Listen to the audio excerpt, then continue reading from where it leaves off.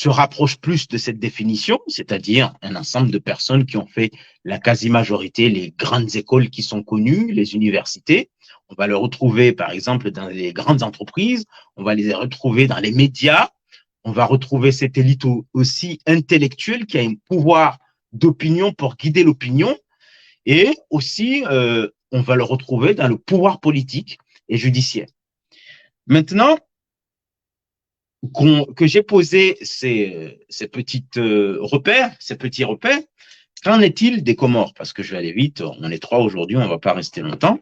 Qu'en est-il des Comores à partir du XVIIIe siècle, du XIXe siècle, comme on l'a dit, jusqu'à aujourd'hui? Le XIXe siècle, si on regarde bien, les Comores sont gouvernés par des sultans. On est en plein sultanat. Est-ce qu'à ce moment-là, on peut dire qu'on est gouverné par une élite diverse constituée comment dire, de gens qui ont des qualités intellectuelles, par exemple, parlons de l'histoire, de la philosophie. Est-ce qu'on peut dire on a une élite judiciaire? Est-ce qu'on peut dire on a une élite économique? Moi, je pense qu'à ce moment-là, nous sommes devant ce qu'il appelle, ce que Mills a défini ici, c'est-à-dire une élite de pouvoir qui est incarnée par les sultans. Alors, la question qui se pose, est-ce que ces élites-là, je parle des sultans jusqu'à l'indépendance, comment dire, les sultans jusqu'à la colonisation, est-ce qu'on peut dire que cette élite sultanesque, traditionnelle, si on peut dire, est-ce que cette élite a été un guide pour la population qui vivait sur nos 4 rochers? Je pense que ce qu'on peut sortir de cette élite-là, c'est une élite qui avait le pouvoir, une élite esclavagiste, une élite qui exploitait la population. Et donc, en termes de nation, ils n'ont pas constitué une nation, ils n'ont rien fait pour constituer une nation unie. Et je pense qu'effectivement, on ne peut qu'apporter une critique vis-à-vis de cette élite qui a été exploitrice, une élite qui a exploité le peuple, qui a esclavagisé et qui n'a pas été ce guide tant attendu pour un peuple comme le nôtre. Maintenant, si on va vers la colonisation, je pense que nous avons eu des gens instruits, les politiques qui ont déjà instruits, qui ont été pris par ce on va les appeler les évolués, des gens qui ont été pris, qui ont été formés pour pouvoir ensuite exercer sur l'administration de l'autonomie interne jusqu'à l'indépendance. Mais peut-être je suis ignorant à ce niveau-là, mais je n'ai pas l'impression qu'on a eu des grands intellectuels dans cette période-là. Je ne suis pas certain qu'on a eu des grands économistes à cette époque-là. Je pense qu'on a eu surtout des gens instruits, évolués, qui ont été formés pour pouvoir aider le colon à administrer le territoire. Et surtout, quand on va vers l'indépendance, effectivement, il y a eu des patriotes qui ont voulu prendre l'indépendance, qui étaient sincères, mais je pense aussi, il y avait aussi une élite, et c'est celle, et ça c'est mon jugement, je parle de moi, c'est une élite qui a voulu prendre la place du colon pour jouir des mêmes avantages que ceux qui étaient là, qui gouvernaient au nom du colon. La preuve, c'est que quand on a pris l'indépendance, sauf la petite période soliniste avec la critique qu'on peut faire d'Ali Swahili, on n'a pas vu une élite qui a construit une nation, une unité. On n'a pas vu une élite qui a voulu projeter notre pays vers un développement concret. Mais je pense que c'est surtout ce que dit Frantz Fanon, c'est-à-dire des gens qui ont travaillé dans l'administration coloniale, qui ont voulu chasser le colon pour prendre la place des gouvernants du colon qui gouvernait pour exploiter là aussi le peuple. Donc, je ne peux qu'apporter une critique vis-à-vis de cette élite qui a été là pendant l'autonomie interne et surtout celle qui a pris l'indépendance, sauf la petite parenthèse que je mets sur Ali Swahili. Maintenant, pour aller vite et vous passer la parole. je dis aussi, je pense aussi qu'il y a une élite de pouvoir, le pouvoir politique, mais il y a aussi une élite de pouvoir traditionnel chez nous. C'est-à-dire que le pouvoir traditionnel exercé par les grands notables, qui font que ces gens-là se retrouvent sur ce que moi j'appelle une élite comment dire, de postes, de, de statut, c'est-à-dire le statut de grand notable, le statut de fonctionnaire, le statut d'ambassadeur, le statut de ministre. Et cette élite-là se retrouve ensemble. Et le reproche que je m'entends. Le reproche que je fais, c'est qu'ils n'ont pas réussi à donner un autre rêve à la population comorienne. C'est là où je suis en train de lire un roman maintenant, un roman qui parle de la Russie, quand la Russie quitte le communisme après la révolution bolchevique, Staline, etc., et passe à l'époque des oligarques. Et ils expliquent que le rêve russe à l'époque des bolcheviks et de Staline se constituait en quelques éléments, c'est-à-dire le fait d'avoir une profession respectée, de fonctionnaire, être un professeur, passer des vacances à Sochi, avoir une petite maison. Et les oligarques, quand ils sont arrivés, c'est-à-dire la nouvelle élite qui a succédé à l'élite communiste qui était là jusqu'aux années 90,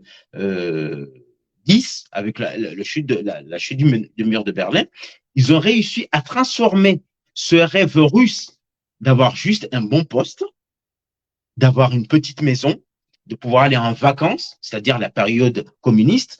Ils ont transformé ce rêve vers un autre rêve, le fait de pouvoir avoir de l'argent, un rêve américain, consommer, etc., etc. Donc, je ne fais pas de jugement de valeur.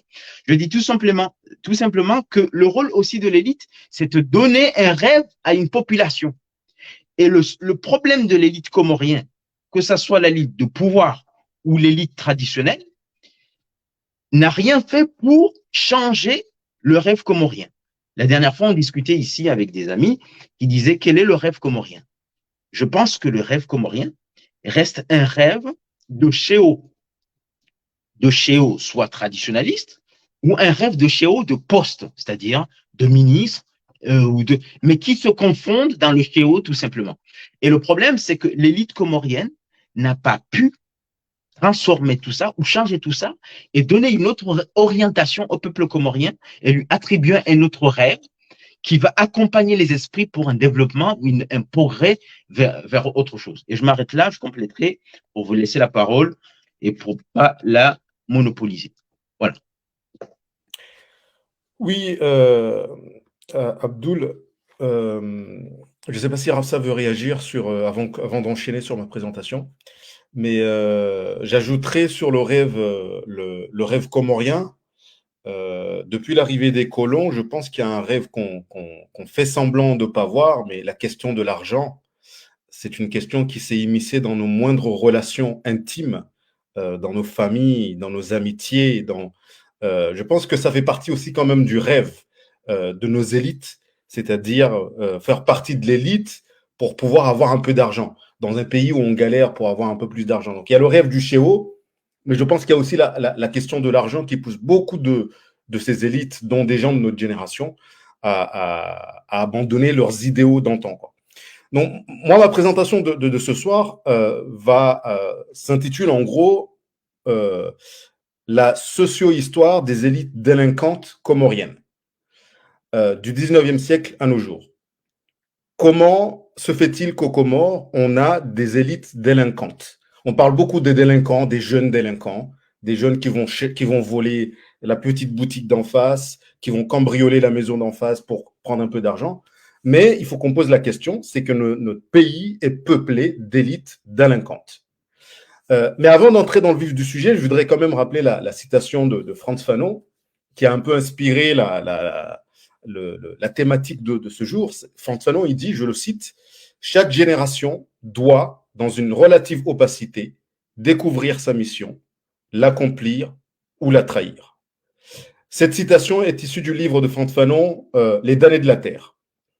Cette citation, je trouve qu'elle est doublement intéressante. quand on veut aborder les trahisons des élites comoriennes, des élites délinquantes comoriennes depuis le 19e siècle.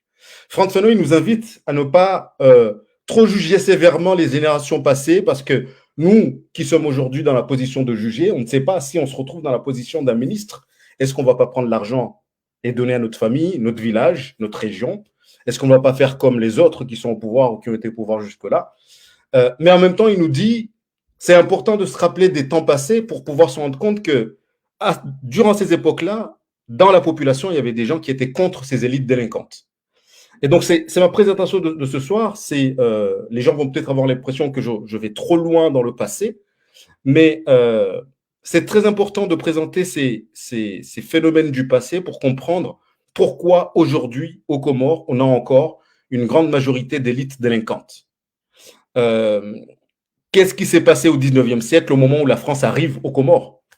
On a quand même des élites politiques, puisqu'on a parlé des élites économiques, des élites intellectuelles, mais on a quand même des élites politiques, des élites de pouvoir qui sont aux Comores, les sultans. Comment se fait-il que la France a pris le territoire sans qu'il y ait eu des révoltes, comme il y a eu des révoltes ailleurs? Aux Comores, on a l'impression que la France est arrivée, elle a négocié, elle a pris les terres, et on lui a donné de quoi pouvoir cultiver ces terres avec des esclaves. Comment ça se fait?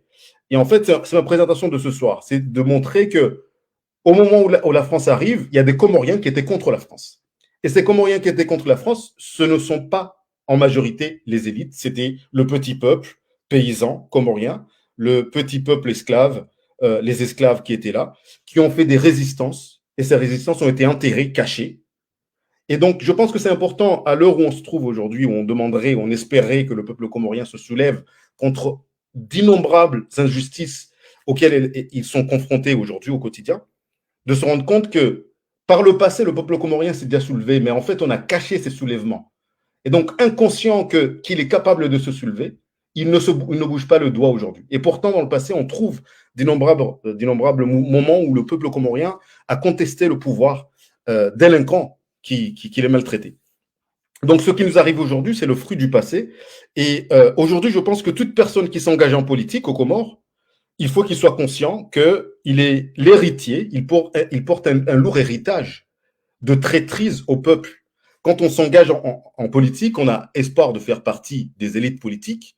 Il faut se dire qu'en arrivant là, on porte, quoi qu'on veuille, même si on pense on peut éviter ça facilement, il y a une histoire qui est là, et cette histoire-là, on ne peut pas l'ignorer. Et cette histoire, c'est l'histoire de la traîtrise.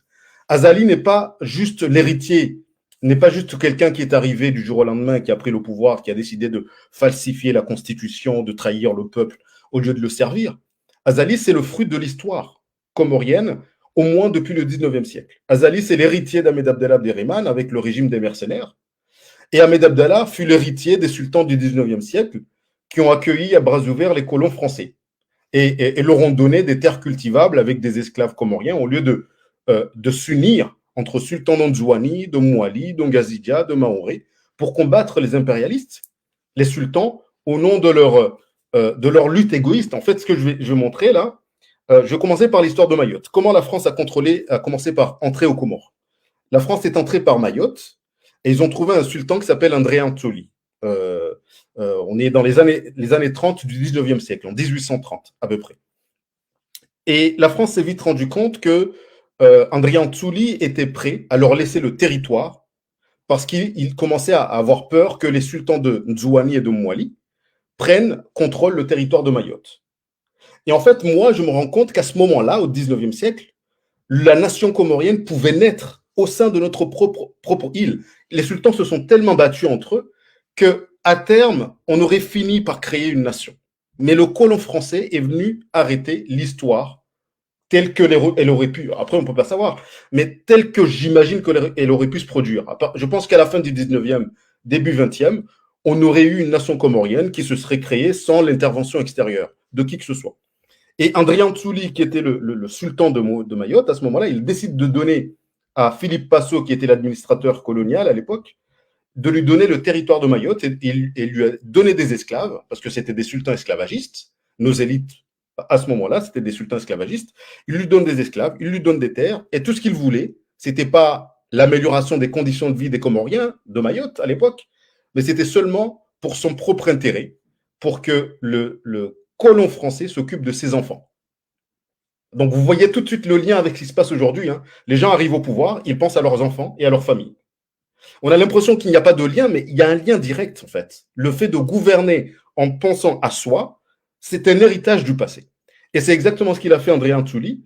Il a donné le pouvoir aux Français et il a demandé aux Français une seule chose, non pas de s'occuper du sort de Mahorais pour améliorer leur sort, mais seulement de prendre ça, de lui donner un peu d'argent et de s'occuper de 2 de ses enfants. Et il a demandé, il faut que mes enfants soient éduqués à l'européenne. C'est tout ce que je vous demande. Et pendant ce temps-là, gardez Mayotte. Ça, c'est l'occupation de la France qui a eu lieu à Mayotte. La deuxième occupation, c'est l'occupation qui a eu lieu en juin. Les Français sont arrivés, ils ont trouvé qu'en juin étaient déjà en relation, en négociation avancée avec les Anglais et les Américains. Et puis arrivé un moment où le canal de Suez a été ouvert au 19e siècle, donc les Anglais n'avaient pas besoin de passer par le canal du Mozambique. Donc, ils ont commencé à se désintéresser des Comores, et là, la France s'est engouffrée dans la brèche. Ils ont été voir le sultan d'Anjouan, à l'époque c'était Abdallah III, pour lui demander de lui donner des terres cultivables et des esclaves. Et à ce moment-là, quand Sunley, l'anglais, il commence à se retirer, ils ne s'étaient pas complètement retirés, mais ils ont perdu de leur pouvoir, les Anglais, Abdallah III donne des esclaves et des terres aux Français. Et les Français, quand ils arrivent, ils ont dit à Abdallah III que nous voulons abolir l'esclavage, mais nous allons retarder l'abolition de l'esclavage parce qu'on a besoin de cette main-d'œuvre d'esclaves comoriens pour pouvoir les faire travailler dans les champs. Et ce qui va se passer en juin, c'est très intéressant parce que pour moi, c'est un moment historique important qu'on a caché, qu'on a enterré. Et pour moi, il faudrait le déterrer pour montrer ça au peuple comorien, pour dire que le peuple comorien est capable de dire non. Je répète ça depuis un petit moment parce que c'est très important. Le peuple comorien, on a l'impression que c'est un peuple passif qui ne bouge pas. Mais il y a eu un moment dans l'histoire où les esclaves anjouanais, les petits paysans anjouanais qui n'étaient pas esclaves, se sont unis et ligués contre à la fois le sultan d'Anjouan qui était en relation avec les Français et ils ont décidé de les chasser. Ils ont attaqué les maisons des nobles à Moutsamoudou avec des machettes. Ils ont commencé à les brûler. Leur objectif, c'était quoi? En finir avec l'esclavage. C'était ça l'objectif du peuple anjouanais à ce moment-là. Donc, tout ça pour montrer que là, encore une fois, en juin, ce qui s'est joué, c'est qu'on a affaire à des élites traîtresses au 19e siècle. Les élites, au lieu de s'unir, ont préféré s'allier avec l'impérialiste au lieu de lutter contre lui. Je pense qu'il y a encore des liens à faire avec le présent, ce qui s'est passé là il y a quelques jours, avec l'accession de notre cher président usurpateur de pouvoir, je pense, on peut le dire, à la tête de l'Union africaine. On a vu un article sortir dans Le Monde Afrique qui nous expliquait un peu les tractations cachées qui lui ont permis d'accéder à ce pouvoir. Les relations avec l'ancien colon, je pense qu'on peut faire des liens avec ce qui se passait avec les élites comoriennes au 19e siècle et ce qui se passe aujourd'hui. Et pour finir, je vais parler de ce qui s'est passé à Moélie très rapidement. Mais à Moélie, ça n'a pas été compliqué. Djoumbé Fatima, qui était la reine de l'île à l'époque, à la fin du 19e siècle, a accordé une concession de terre à un gars qui s'appelle Joseph Lambert. Apparemment, c'était son amoureux. Je ne sais pas si c'est vrai, mais il lui a donné quasiment des terres cultivables. Il lui a dit, tu peux cultiver comme tu veux, je te donne des esclaves. Pareil, hein, c'est le même mode de fonctionnement. On te donne des esclaves, tu peux cultiver comme tu veux, tu prends qui tu veux dans ces terres-là. Il n'y a pas eu de rébellion des élites politiques moéliennes, comme il n'y a pas eu de rébellion des élites politiques d'Anjouan, comme il n'y a pas eu de rébellion des élites politiques de Mayotte. Les Français ont pu s'installer tranquillement. En Gazdidja, on le sait tous, c'est Saïd Ali qui a accueilli Humblo. Et Saïd Ali, qu'est-ce qu'il fait quand Humblo il arrive? Il lui donne pareil, hein, c'est le même mode de fonctionnement des élites comoriennes précoloniales. Il accueille Humblo, il lui donne des terres, il lui donne des esclaves. Et ce qui se passe, qui est très intéressant et qu'il faut rappeler au peuple comorien, au moment où Humblo était accueilli à bras ouverts par Saïd Ali qui commençait à avoir peur des autres sultans de Gazdidja, parce que les Comores, les 7 Comores dont on nous parle, c'était des sultanats qui étaient contre Saïd Ali. Mais donc, comme il commençait à avoir ces sultans le contester dans son pouvoir de Tibet, de sultan de l'île, il y a Saïd Ali qui a décidé de léguer son pouvoir quasiment à Humblo et de lui laisser l'administration de l'île. Et donc, ce qu'on constate, c'est que nous avons, depuis le 19e siècle, un héritage, un lourd héritage de traîtrise, de trahison de nos élites. Et chaque personne qui s'engage en politique aujourd'hui, qui est inconscient de cet héritage, c'est une personne qui est dangereuse pour le peuple comorien, parce qu'il va répéter l'histoire sans se rendre compte que nous sommes porteurs d'une histoire de trahison profonde.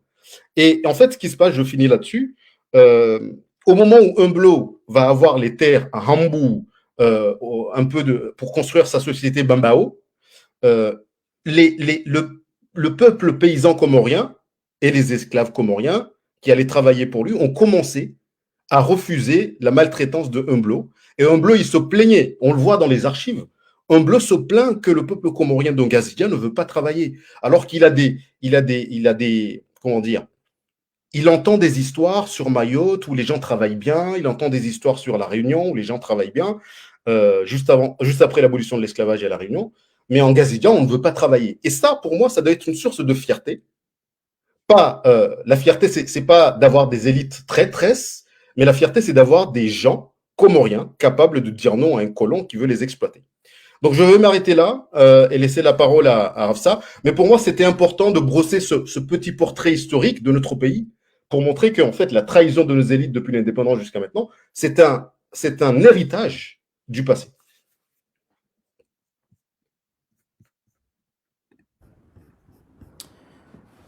Vous m'entendez? Oui? Ouais. Alors, peut-être avant de faire ma présentation, faire une petite remarque sur ce que tu viens de dire, parce que, alors, pas que je me suis senti visé, parce que pour moi, c'est une conviction profonde. Alors, effectivement, le peuple est capable de se soulever. Moi, il est important de rappeler ces faits historiques. Mais moi, à titre personnel, je suis pas pessimiste, mais j'ai tendance à dire que, et j'espère qu'on m'en excusera le moment venu, mais j'ai tendance à dire que tous les despotes du monde, je pense à ceux qui sont déjà passés, à ceux qui existent aujourd'hui et peut-être les despotes à venir, je pense qu'ils ont viré à Azali son peuple. Je pense. Parce qu'on a affaire, on a affaire à un peuple qui semble mature pour la dictature. Un peu comme si on a cuisiné et puis après on l'a laissé monter la sauce et on est arrivé à ébullition d'un peuple mature pour la dictature. Hein, ça me rappelle, alors l'auteur m'échappe, il me semble que c'est Jean Racine, mais ça me rappelle, vous savez, qui disait qu'ils adorent les bras qui les tiennent enchaînés parce que trop longtemps ils ont été exploités. Il y a un peu ce côté un peu syndrome de Stockholm, mais bon, on est un peu plus au sud, mais c'est un peu ça. Donc oui, peut-être que des fois ils arrivent à se soulever, mais bon, c'est quand même assez difficile aujourd'hui. Alors moi, ce que je voulais dire, c'est que ça me rappelle un peu, je ferai un clin d'œil à Abdullah Lim, mais c'est vrai que là on a un peu une traîtrise historique au profit d'un ennemi extérieur au final.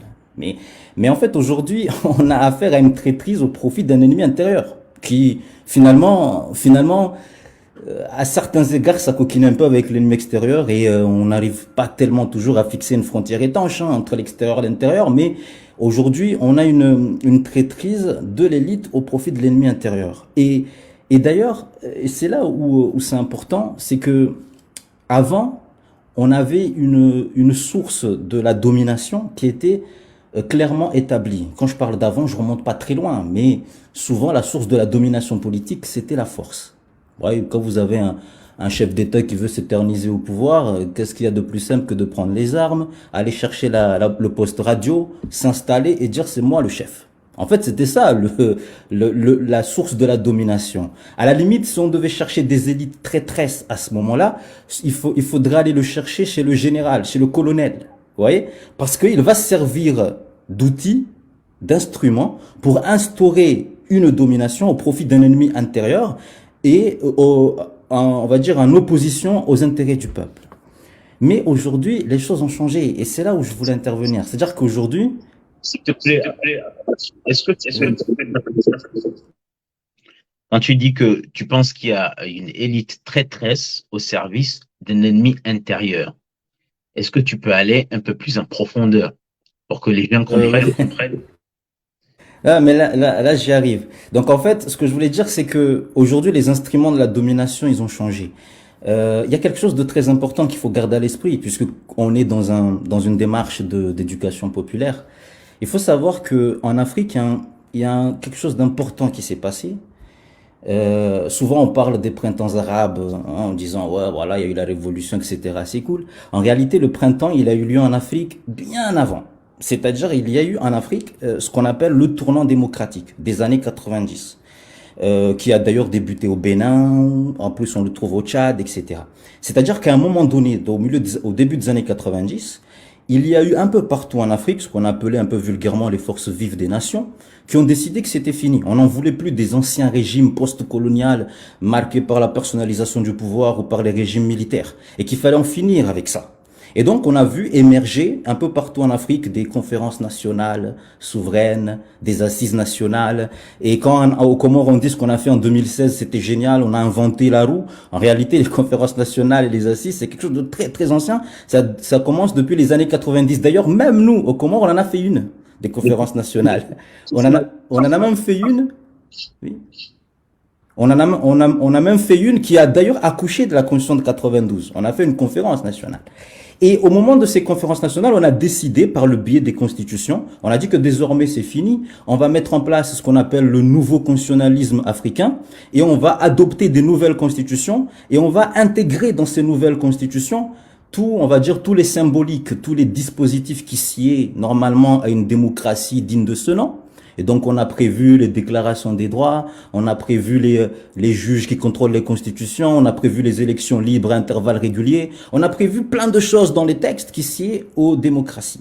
Et puis, après ce tournant démocratique, est arrivé un moment important en Afrique aussi, un double événement, le discours de la Bolle de François Mitterrand, qui intervient sur le discours de la Bolle et qui dit « Attention, maintenant, tous nos aides sont conditionnés par la démocratie, ce qu'on appelle la conditionnalité démocratique. » Et cette conditionnalité démocratique, au départ, c'était simplement un slogan.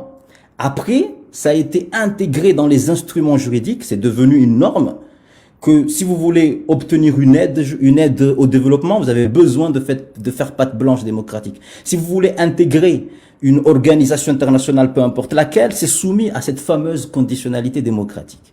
De sorte qu'on s'est retrouvé, en alliant les deux, dans un sorte de moment charnière de l'histoire où les despotes au sens strict du terme se sont rendus compte qu'ils ne peuvent plus utiliser les outils anciens de la domination.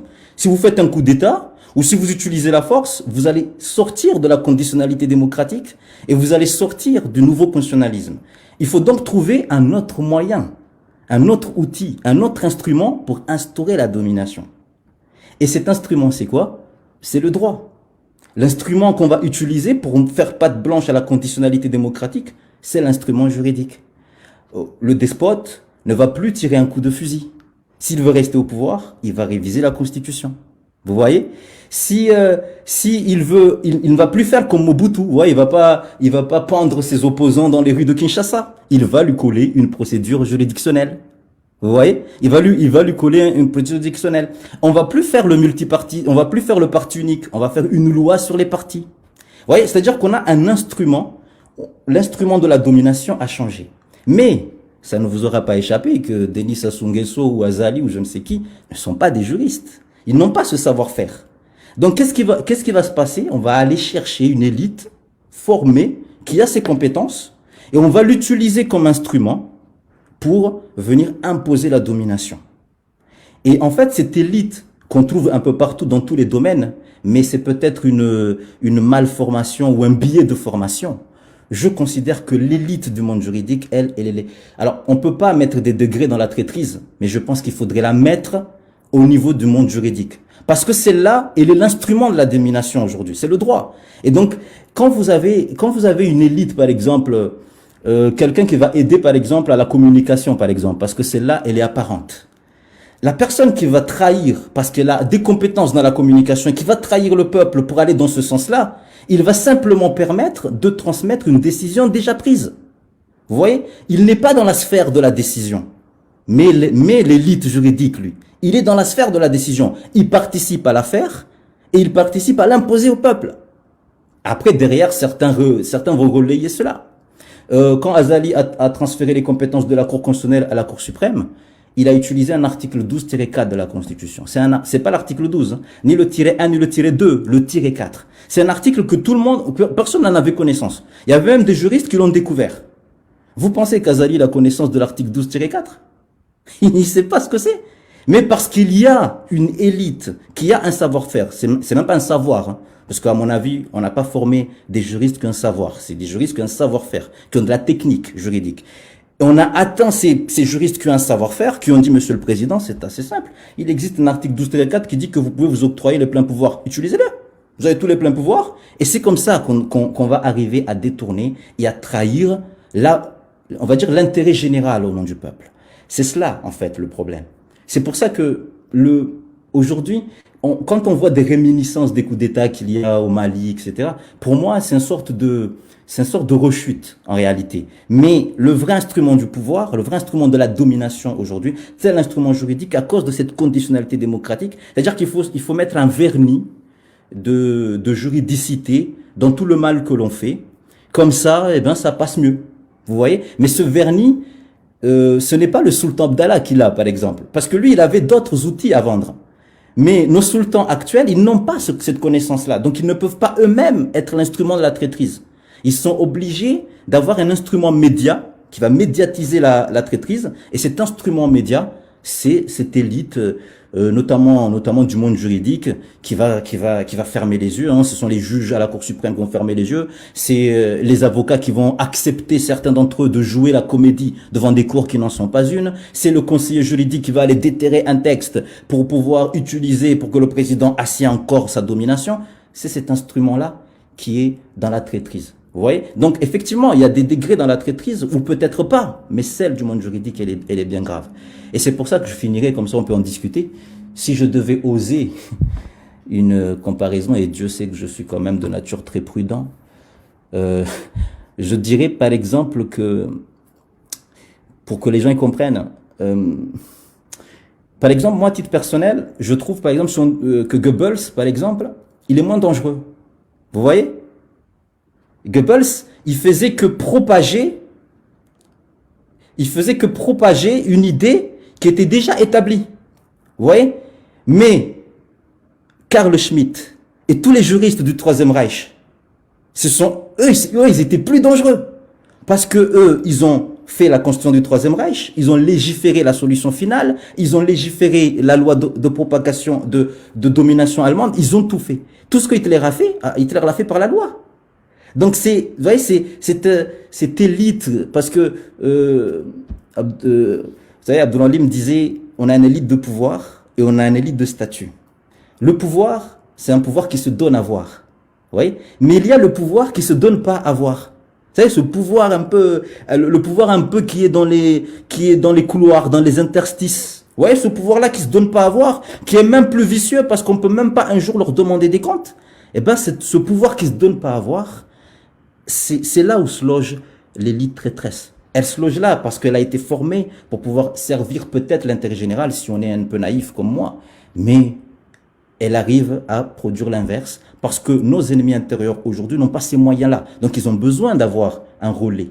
Et c'est dans ce relais que va se nicher la traîtrise, à mon sens. Bon, merci beaucoup. D'où l'intérêt d'avoir cet angle de vue dans ces discussions. Et d'ailleurs, je voudrais préciser ici que, comme tu l'as bien souligné, nous sommes dans une logique d'éducation populaire. Nous ne sommes pas en train d'apporter de solutions toutes faites.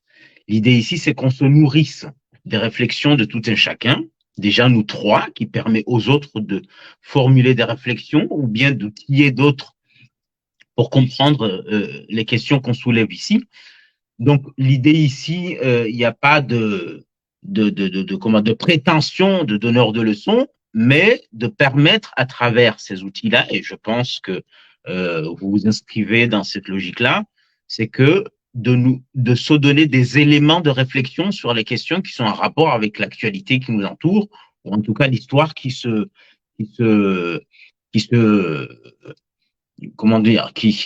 formule à travers les ans et les mois pour notre pays. En tout cas, aussi, je voulais rappeler que tout le monde a compris que tu as parlé de Goebbels et de Schmitt. Et je pense que les gens très intelligents n'ont pas besoin de beaucoup plus de détails pour comprendre où est-ce que tu veux aller. Voilà. Donc, voilà, je te laisse la parole, Abdul Malik. Oui, alors je voulais réagir, pas sur Goebbels, hein, mais sur ce que disait Rafsa, qui est très intéressant, sur ces gens qui ont le pouvoir, en fait, et qu'on ne voit pas, parce que justement, l'instrument de la domination, aujourd'hui, des élites politiques, de ceux qui s'accaparent le pouvoir, c'est le droit. Je pense que notre analyse sociologique et l'analyse de politiste se complètent avec l'analyse du juriste, parce que ça me rappelle une phrase d'un sociologue français qui disait que c'est dans les arcanes de la société que s'élabore le droit. Durkheim, il disait ça au XXe siècle, pour montrer justement les continuités en fait entre le droit et comment le droit il se fabrique. On a longtemps ici évoqué la question de nos mentalités, de notre façon de voir le monde, et on a envie de se dire, si à chaque fois on a des élites traîtresses, comment se fait-il qu'à chaque fois, à chaque génération, on a des élites traîtresses? Où sont les élites? Les élites, c'est une question que je vous pose, hein, je vous invite à répondre, à compléter. Où sont les élites comoriennes dévouées à servir le peuple qui souffre et qui attend de notre part comment dire, pas une soumission à toutes les passions du peuple, mais un apport en termes logiques, en termes de compétences, en termes de vision, de projection. Comment se fait-il que cette élite-là, capable de ce type d'apport, soit invisible, ou quand elle est visible, elle est extrêmement minoritaire? C'est une question que je laisse là sur la table, et que finalement, l'élite qui est la plus visible, la plus présente, pour moi, depuis le 19e jusqu'à aujourd'hui, depuis les indépendances jusqu'à aujourd'hui, l'élite la plus visible, la plus présente, la plus agissante, ce soit l'élite qui trahit le peuple au profit de leurs intérêts personnels et égoïstes.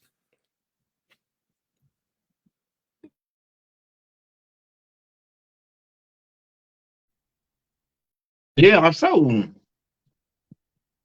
non? Ok.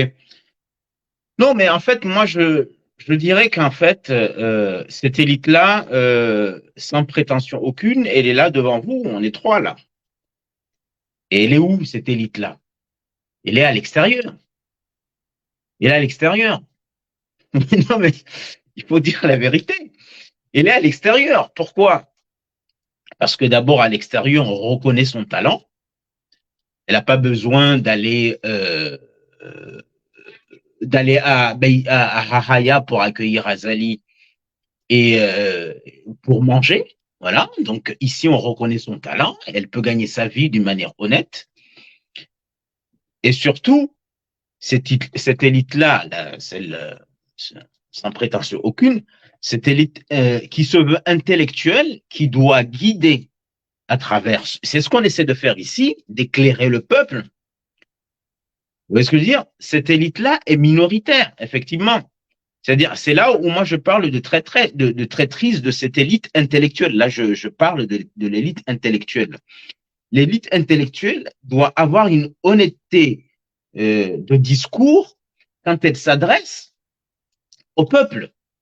Cette élite-là doit pouvoir dire au peuple que il y a certaines choses qui font que si on continue dans cette lancée-là, ben, il sera difficile, non seulement pour que la véritable élite qui a des compétences, qui est pourvue de moralité, qui est pourvue d'honnêteté, de volonté de changer, il sera difficile que cette élite vienne vous servir, déjà, mais en même temps, il sera aussi difficile pour que ce pays progresse si telle ou telle chose continue, si le peuple continue dans cette lancée-là. Et malheureusement, cette élite intellectuelle, qui n'est pas bête, qui comprend ces sujets-là, C'est pas, ils comprennent très bien. Ils savent, ils savent qu'on dit pas n'importe quoi dans nos sujets de discussion sur la société, sur les mentalités, etc., etc. Mais je veux revenir dans mes concepts farfelus. C'est cette élite qui est encore une élite de gendre idéal. Voilà. C'est une élite qui cherche des applaudissements du peuple. Et c'est une élite qui se promène dans les places publiques, qui se promène dans là où l'élite traditionnelle se retrouve. C'est une élite, voilà, c'est une élite qui n'a pas une honnêteté dans le discours, tout simplement. Voilà. Je laisse la parole. Moi, je pense que, alors, je souscris entièrement à ce que tu viens de dire, hein. Je pense que, en fait, à titre personnel, parce que il faudrait que je parte peut-être 2 mois pour essayer, c'est pas très scientifique, ouais, il faudrait partir par le réel pour essayer d'établir un concept théorique, mais euh, en fait, il y a 2 types de problèmes. Moi, quand je regarde, moi, par exemple, à titre personnel, dans mon travail de tous les jours, je me considère à titre personnel comme un scientifique, dans la vie de tous les jours. Je fais de la recherche, etc. Et des fois, je me dis, mais est-ce qu'il n'y a pas une contradiction si je viens dans l'espace public et que je prends position? Parce qu'au final, je suis censé produire une pensée scientifique. Je suis censé voir le réel, produire une connaissance sur mon objet d'étude. Cette connaissance peut être vraie ou fausse. D'ailleurs, c'est ça la connaissance scientifique, hein. Elle doit être vraie ou fausse. Il faut qu'elle soit être capable d'être contestée et qu'elle puisse être transmissible. Et des fois, à titre personnel, j'ai une lutte interne parce que je me dis, mais en fait, si j'y vais dans l'espace public, je prends une position. Parce que c'est ça, finalement, l'intellectuel doit oser prendre position sur ce qui ne va pas. Il doit le dire. Vous voyez? Et après, quand je retourne dans mon laboratoire, je me dis, mais attends, est-ce que j'ai pas manqué d'objectivité? Est-ce que je n'ai pas... Donc, en fait, il y a une lutte interne, déjà. Il faut arriver à dépasser cette lutte interne et peut-être, sans vouloir trouver d'excuses à personne, peut-être que certains sont en plein dedans. Mais je trouve que... Oui. Mais je reviens au que j'ai cité là au départ, du 19e siècle, là, du 20e siècle, 1960, etc., je sais plus quel, 1916, 1962, aux États-Unis. Ce sociologue que j'ai cité ici, Charles Wright Mills, lui, il s'inscrit en désaccord avec cette sociologie qui se veut scientifique, qui ne fait que regarder, dire les faits, et puis c'est tout. Lui, il dit la sociologie, c'est aussi de la critique. Tu as analysé, mais tu apportes une critique par rapport aux éléments qu'effectivement, tu es un scientifique, tu vas avoir une honnêteté intellectuelle, mais cela ne ferme pas ta possibilité d'apporter une critique. Ta critique sera encore plus, comment dire, plus consistante parce qu'elle est nourrie par la scientificité, si je puis dire, de tes recherches. Voilà, donc c'est ça aussi, mais s'arrêter à dire, parce que j'ai entendu beaucoup ce discours d'intellectuels qui disent, moi je suis un chercheur, je ne fais que relater les faits. J'ai fait de la recherche, je vous l'expose, et puis, et d'ailleurs, c'est quelque chose que j'ai entendu, et là je vais extrapoler vers notre ami Bajrafel en termes religieux, quand on lui dit, quel est votre point de vue sur le voile? Il dit, il y a plusieurs écoles. Il y a une école qui dit ci, il y a une école qui dit ci, il y a une école qui dit ça. On lui dit, mais c'est quoi ton point de vue?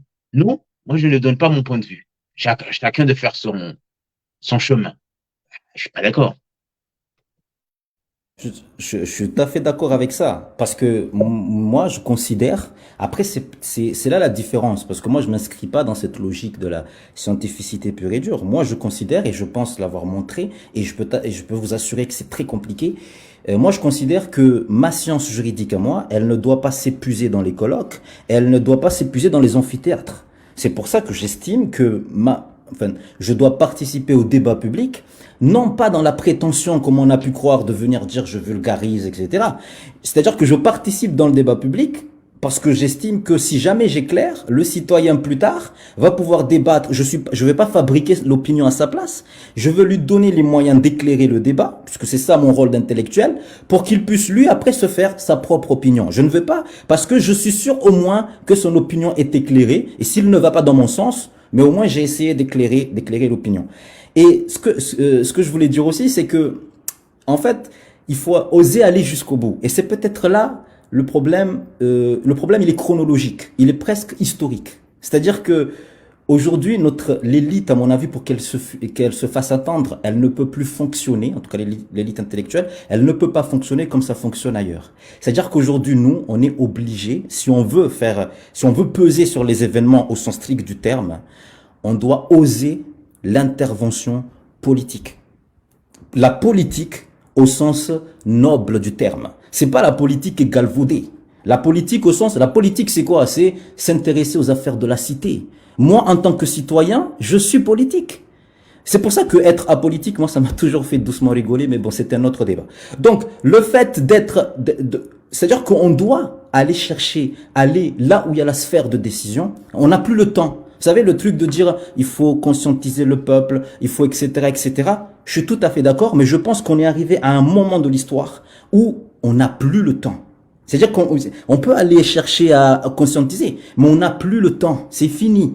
Donc maintenant, il faut aller là où ça se décide pour essayer de faire la théorie du ruissellement. Vous voyez, c'est-à-dire aller en haut, essayer de voir si on peut changer en haut pour faire ruisseler vers le bas. Parce qu'on ne peut pas, aujourd'hui, on n'a plus le temps. Et ça fait longtemps que je répète, je pense que Malik peut en être témoin. J'ai toujours dit qu'on a un rendez-vous avec l'histoire et on passe notre temps à l'éviter parce que certains, peut-être ils ont peur. Moi, à titre personnel, j'ai toujours assumé que je suis très politique parce que j'estime au sens que je dois aller dans la cité, m'intéresser aux affaires de la cité pour ne pas reprocher à l'autre qui s'y intéresse de faire mal les choses. Il faut que j'y aille aussi. Vous voyez, parce que il faut que je m'intéresse aux affaires de la cité. Et aujourd'hui, on est dans une querelle interne de l'intellectuel qui se dit oui, mais en fait, la politique, on n'a pas le temps compte tenu de la situation historique du pays. Je parle pas de manière générale. Je parle de la situation historique. La situation historique fait qu'aujourd'hui, il faut plus que des intellectuels, il faut des pères fondateurs. Vous savez, vous savez, Benjamin Franklin, George Washington, tous ces gens-là, ils ont pas renié leur intellectualisme. Ils avaient un rendez-vous avec l'histoire. Ils ont plongé dans le rendez-vous pour agir à ce moment-là. Et puis plus tard, on verra.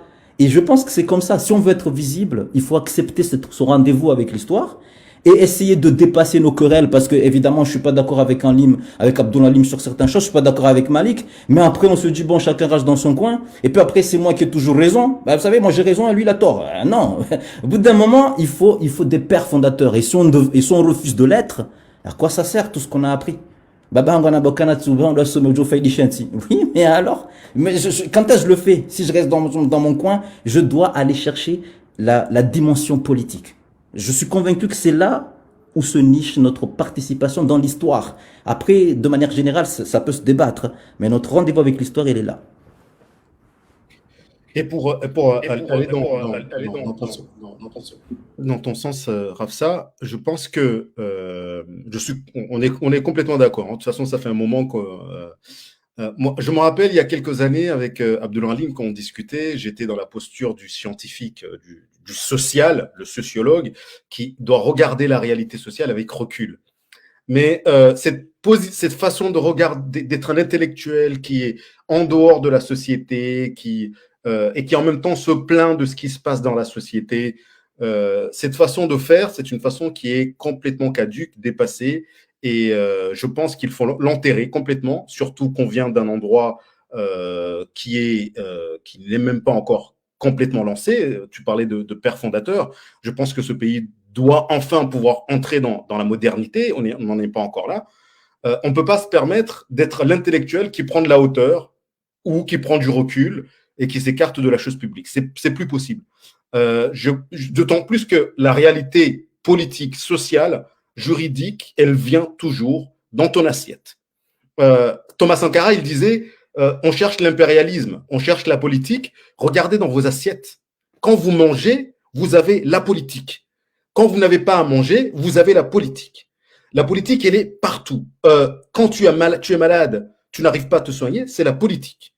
Quand tes enfants n'ont pas à manger le matin quand ils partent à l'école, c'est la politique. Quand l'école n'est pas ouverte parce que les enseignants font grève parce qu'ils n'ont pas été payés depuis 4 mois, c'est la politique. Donc toi, en tant qu'intellectuel comorien, tu as peut-être les moyens de mettre tes enfants dans des écoles privées, mais tout le monde n'a pas cette opportunité. Et on ne peut pas être heureux dans un océan de malheur, en fait. Donc on est obligé à un moment donné de prendre position. Et pour finir sur ce débat des intellectuels qui prennent de la hauteur ou du recul ou je ne sais quoi, ou qui se cachent derrière le drap pour pouvoir critiquer et proposer des améliorations, et qui se plaindront de ne pas être suivis, moi je pense que c'est une forme de traîtrise, pour revenir sur le sujet. C'est une forme de traîtrise quand on est heureux, tout seul dans son coin, dans un océan de malheur. C'est une forme de trahison vis-à-vis du peuple. Que de considérer que être un scientifique, juriste, sociologue, mathématicien, chimiste, je ne sais quelle autre spécialité, mais décider de rester dans son domaine scientifique pour apporter à la société seulement son expertise et pas autre chose, c'est être dans l'égoïsme, dans l'intérêt personnel et égoïste, et pas dans l'intérêt général. C'est une forme de traîtrise. Voilà, donc pour finir sur ce... Et je rajouterais, il y a une sorte de snobisme. Il y a une sorte de snobisme chez beaucoup une petite élite intellectuelle comorienne qui a un snobisme qui voudrait que je n'ai pas envie de venir me banaliser de la sorte en parlant de vous voyez ce que je veux dire. Donc mais pour revenir à ce que tu disais Rafsa, il y a même pas 2 jours, 3 jours, je parlais de ça, de politique politicienne, hein. Je parlais de ça. Et puisqu'on est à l'heure des confessions, moi je vous dis, moi j'ai commencé, je me rappelle, je vous avais envoyé, je sais pas, c'était Abdul Malik ou un truc sur un parti politique, il y a même pas 10 ans de cela, je vous parlais de ça. Et puis, quand je suis rentré dans le Daoula Haq, quand je dis rentré dans le Daoula Haq, quand je suis sensible, je me suis senti concerné par cette histoire-là. Quand j'allais dans les manifs, j'ai toujours refusé d'aller dans les réunions politiques, parce que j'étais tiraillé entre l'intellectuel intellectuel, je mets des guillemets, qui doit pondre des concepts, qui doit pondre des idées, qui doit faire de la réflexion. Et est-ce que je dois aller encore me retrouver avec les hommes politiques, les réunions politiques, les machins, tout ça. Donc du coup, mais tout ça pour dire quoi? Effectivement, je te rejoins quand tu dis on ne peut pas éternellement rester les rois de la synthèse, comme je les ai appelés, les gens qui prennent de la hauteur, c'est-à-dire que ils ne prennent jamais position. C'est vraiment des Hollande bis, hein, c'est la synthèse, quoi. C'est je prends là-bas, je prends ici, tout le monde a raison, tout le monde a tort, un partout, balle au centre. Non, c'est pas possible. À un moment donné, il faut dire non, toi tu as tort, ou je pense que vous avez tort, vous vous exploitez. Moi, je me situe de ce côté-là, mais on ne peut pas. Et ça, je l'ai dit une fois à République, non, à Châtelet, j'avais dit que les intellectuels qui ne prennent pas position avec ce qui se passe, je ne peux pas les concevoir comme des intellectuels. À un moment donné, il faut prendre position et dire je suis pas d'accord avec ce qui se passe, parce que sinon c'est pas un intellectuel. Et tout ça pour dire oui, effectivement, je vous rejoins. Il faut à un moment donné mettre les mains dans le cambouis. Je ne sais pas par quelle voie, mais il faut mettre les mains dans les voies. Mais tu vois, la difficulté, c'est que quand on parle de traîtrise, on dit que, comme il dit Malik, c'est vrai, le fait d'être seul dans son îlot de bonheur avec un océan de malheur. Et quand je dis qu'il faut effectivement aller véritablement pour essayer de s'engager et d'agir, en fait, on a aussi un autre problème, et c'est pour ça qu'en fait, on fait face à des défis. C'est-à-dire qu'au final, c'est un peu une activité schizophrène qu'on doit faire au regard de notre histoire. Encore une fois, c'est très contextualisé, encore une fois. Il faut prendre beaucoup de prudence sur ce qu'on dit. C'est très contextualisé. C'est-à-dire qu'en fait, l'idée, c'est que comme tu dis, tu dois pondre des concepts et des idées. Tu te dis, mais en fait, je vais aller me mélanger avec ces politiques, faire de la politique politicienne, parler, dire le slogan de tout le monde, Azalina Laoui, Azalina Laoui. Mais en fait, nous, des moments, on se dit seul devant son miroir, on se dit, mais évidemment, je suis conscient qu'Azali fait Laoui. C'est-à-dire que dans ma tête, pour moi, il n'a pas à être là. Mais la difficulté, c'est qu'en tant que quand on s'estime intellectuel, on est obligé au même moment, c'est-à-dire au même moment où on est pris par l'injonction de la réalité, on est obligé au même moment de produire des idées. En fait, c'est ça la difficulté. C'est-à-dire qu'il faut jongler. Parce qu'en fait, j'ai l'habitude de dire que en fait, la Révolution française, c'est pas le mur de la Bastille. Vous voyez, ça n'a rien à voir. Oui, c'est-à-dire que le jour où on a fait tomber, le jour où on a fait tomber le mur de la Bastille, on savait par quoi remplacer. On a réfléchi avant. Il y a 2 siècles de philosophie de lumière, on a conceptualisé l'après. On a débattu l'après. Et ça, c'est le travail de l'intellectuel. Mais nous, compte tenu de l'emprise de l'histoire et du moment, on est obligé de faire les deux. On est obligé de prendre position, de dire oui, mais en fait, ceci, cela, et se ménager un moment pour penser, parce que penser, c'est important, pour penser l'alternative. Se dire, mais en fait, qu'est-ce qu'on offre? Qu'est-ce qu'il faut? Parce que sinon, si on continue, si on fait penser la balance d'un côté, on va agir, ou prendre position, etc. Et quand ça va tomber, on va se retrouver 3 jours plus tard à devoir faire une contre-révolution.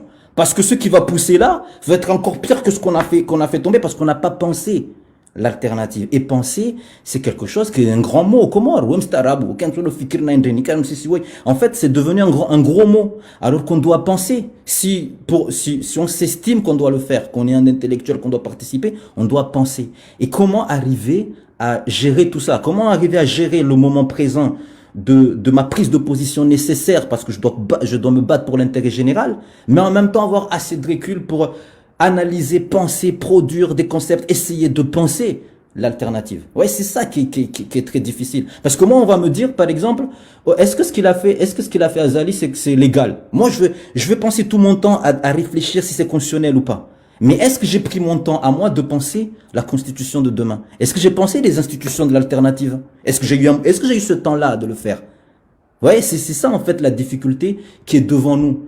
Donc, est-ce qu'on est capable d'accepter ce défi? Parce que si on n'arrive pas à le faire, c'est encore une traîtrise encore plus grave parce qu'on donne l'impression, on donne à voir qu'on se bat pour l'intérêt général, alors qu'en réalité, on est peut-être pire parce que quand tout ça va tomber, eh bien, on va laisser le chaos parce qu'on n'a pas réfléchi, on n'a pas pensé l'alternative.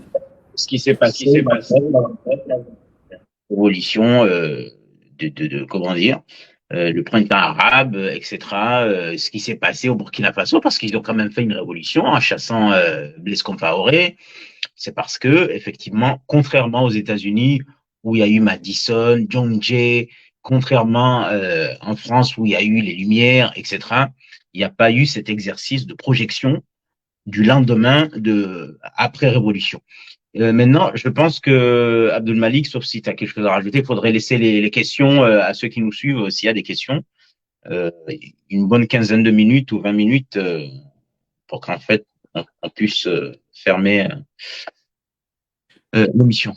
Arrêtez. Alors, pour parachever le tout, je pense qu'on peut lancer un appel là pour aux intellectuels qui sont épris de justice, qui sont épris de valeurs d'égalité, qui rêvent d'une société comorienne moderne et qui garde quand même des modes de fonctionnement propres, un peu à la japonaise, mais en tout cas, ça c'est mon rêve, ou un peu comme les pays du dragon, là, les pays des dragons.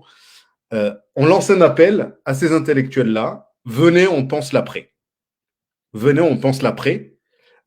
Parce que refuser de penser l'après, se contenter de dénoncer du haut de son estrade, c'est s'engager dans un parcours de traîtrise, même malgré soi. Parce qu'on se dit, quelqu'un d'assez investi pour le peuple, prêt à faire le tout, ou on est seulement prêt à être considéré comme un intellectuel du village, en fait. Finalement, on va participer aux petites cagnottes pour construire la route d'à côté, pour construire l'école qui Vuja, quoi, quand on voit l'école Vuja, tu vois, on est ce type d'intellectuel qui applaudit au village, mais on n'est pas quelqu'un qui est capable de se projeter sur Là, le dictateur qui est en place au pays en ce moment, il s'est projeté sur 10 ans. Il y a des gens, mais tout le monde au pays a repris ça, en fait. Parce qu'en fait, cette projection factice et fictive qui n'a aucune réalité matérielle, on ne voit rien par rapport à cette projection. Les établissements scolaires sont aussi bien abandonnés qu'avant cette projection. Si nous, les intellectuels, on commence à se projeter sérieusement à partir de maintenant sur 100 ans, il ne s'agit pas de réfléchir sur 10 ans, il s'agit de réfléchir sur 100 ans. Le Comorien de l'an 2100, à quoi va-t-il ressembler? Quels seront ses projets? Quelle sera sa vision? Quelles seront ses valeurs? À quoi va-t-il ressembler, le Comorien de l'an 2100? C'est ça, en fait. Quand on appelle les intellectuels à venir réfléchir, il ne s'agit pas de réfléchir sur le Combela Maël et comment il va faire son grand mariage, parce qu'il y a aussi des intellectuels qui sont là-dedans. Hein. Comme disait Anlim tout à l'heure, ils veulent être applaudis, ils veulent réussir dans la société villageoise. C'est pour ça qu'on critique la tradition, c'est parce que la tradition, elle nous limite dans notre vision du monde par rapport à notre pays, à la société villageoise. Nous, on pense le pays, en fait. C'est le social du village. Non. Oui, depuis le temps qu'on discute à ICRAFSA, on discute depuis tellement longtemps sur les disparités entre Anjouan, Grande Comore, Ngazidja, les disparités entre Ngazidja, Moéli. Nous, on est dans une vision de la nation. On a besoin de construire notre nation parce que notre nation, elle n'a pas de réalité. L'autre jour, sur un post, j'avais dit, le jour où un Ngazidja va avoir son projet de construire sa maison, il ira construire sa maison à Moutsamoudou ou à Nyumakele ou à Fomboni. Ce jour-là, on pourra enfin commencer à penser au fait qu'on est une même nation. Parce que le Ngazidja, quand il veut construire sa maison, il va la faire au village ou au pire à Moroni, où il va avoir 2 maisons dans les 2. Tu vois, je pense que c'est vers ce type de projection, le Comorien de demain, il doit être capable de vivre partout. Il est partout chez lui. Et voilà, donc c'était juste pour conclure là-dessus, pour dire, les intellectuels comoriens, venez, on construit, on pense à la société des Comores de 2100. Oui, il faut construire le rêve comorien. C'est vrai, c'est ce que je disais par rapport aux oligarques et par rapport. C'est un rêve c'est le rôle de l'élite de construire les rêves comoriens qui va projeter la population. Aujourd'hui, la population est limitée à un rêve. C'est pas qu'il n'existe pas. Le jour où Farouk Djamili a posé la question sur sa page, je lui disais, c'est quoi le rêve comorien? Non, il avait dit, venez, on construit les rêves comoriens. Non, je sais plus, c'était quoi la question? Et moi, avec d'autres, on avait dit, mais le rêve comorien, il est connu. On connaît le rêve comorien. Mais c'est à l'élite, en tout cas aux intellectuels, d'orienter ce rêve vers autre chose. Parce que ce rêve-là permet aussi la progression d'un pays, en fait. La progression, comment dire, l'orientation du peuple vers autre chose. Voilà. Donc, il faut peut-être. Et d'ailleurs, je pense que ça sert aussi le despotisme, hein, parce que le peuple ne va pas se manifester s'il ne sait pas qu'il y a un autre possible. S'il ne sait pas qu'il y a un autre possible, il se dit à quoi bon aller descendre. De toute façon, le Komorihat, ça a toujours été comme ça. Si on lui donne pas un autre possible, ça ne va pas. Et vous savez, le pire, c'est que tout ce qu'on dit là, c'est que le revers de la médaille, ils font l'autre. Ils le font ça. C'est-à-dire, il y en a qui pensent, il y en a qui pensent le cauchemar. C'est-à-dire que en face, il y a des gens qui s'organisent. Il y a des gens qui pensent comment rester au pouvoir et comment à servir encore plus. Et nous, en face, on propose rien. Parce que, et quand je disais que l'instrument de la domination, c'est le droit, en fait, c'est aussi cela. C'est-à-dire essayer d'éduquer au peuple pour leur armer, sans leur donner des fusils. Vous voyez, leur donner les instruments pour faire face à ça. Leur dire qu'il y a un autre possible. Parce que, et ça, je pense qu'Abdoulaye Lim le sait très bien. On dit souvent de manière caricaturale que il y a 2 manières de gouverner un peuple. C'est très caricatural, hein. C'est soit par la peur, soit par l'espoir. Ouais, on dit souvent ça. Mais vous voyez, c'est-à-dire que à la limite de la réalité du dicton, il n'y a pas d'autre possible. Vous voyez, et comment voulez-vous? Et en plus, non seulement il n'y a pas d'autre possible, mais en face, on va essayer de tuer toutes les poches d'espoir possible. En fait, c'est ça. C'est-à-dire qu'aujourd'hui, si, je parle pour moi, hein, si demain un politicien dinosaure a les moyens de me débaucher, mais il ne va pas se priver. Parce qu'il va se dire que là, je vais tuer un espoir. En fait, c'est ça le truc, c'est essayer de baliser le chemin pour éviter de voir de l'autre côté, de dire qu'il y a une alternative. Mais nous, on peut pas se contenter de le claironner. Il faut le penser. Il faut essayer de lui donner une consistance intellectuelle, conceptuelle, etc. Après, on va venir nous dire, oui, mais quelle est votre contribution? Ah, je pense que ça, on vous fait toujours la remarque. Ah, mec, mais tu veux que je fasse quoi? Moi, quand je viens, que je te dis, le peu que j'écris, c'est ma contribution. C'est ça, en fait, le truc. C'est parce que tout seul, j'y arriverai pas. Donc, il faut faire un appel et qu'on arrête de se rester dans son coin, de se dire, ouais, mais en fait, moi, j'ai tout compris par rapport à l'autre. Lui, il a rien compris, il ne comprend pas. Et à chacun reste dans son coin. Et tu es le seul à avoir tout compris, mais tout seul, dans ton coin. Mais c'est pas comme ça qu'on va changer les choses. Je veux dire, parce qu'en face, ils s'organisent. En face, ils pensent le cauchemar. Si toi, tu veux pas penser le rêve, eux, ils vont penser le cauchemar. Et là, tu peux rien y faire. Hein. Là, on est dans de l'ordre de, il faudra attendre 2 générations. Et une élite, elle ne survit pas générationnellement, c'est fini, ça c'est pas vrai. Donc s'il faut refabriquer une génération pour faire émerger une nouvelle élite, attends, et mon fils il va reconnaître les mêmes choses alors. Hein. Donc il faut, parce que tout ça, ça fait partie de la traîtrise d'en face est celle qui est inconsciemment distillée dans la nôtre. Parce qu'il y a une part de traîtrise en nous, en vrai, il y a une part de traîtrise en nous qu'il faut essayer de combattre.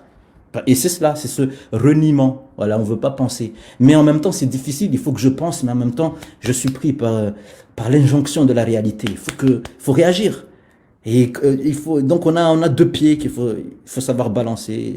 C'est très compliqué. C'est pas évident.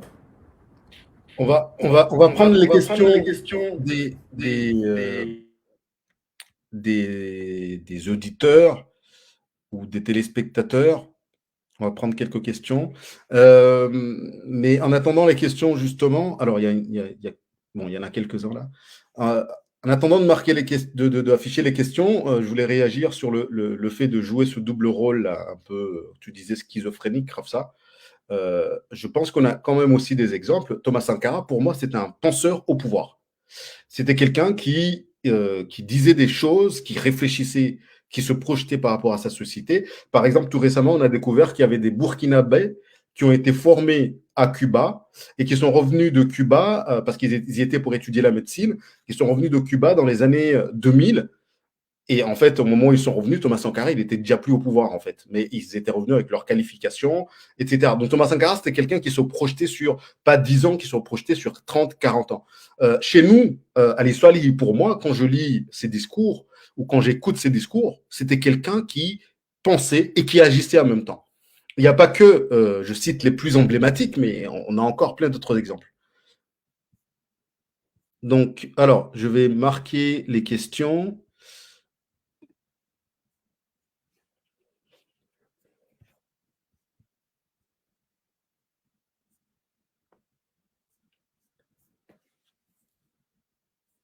Première question, est-ce que le problème ne réside pas sur les mœurs?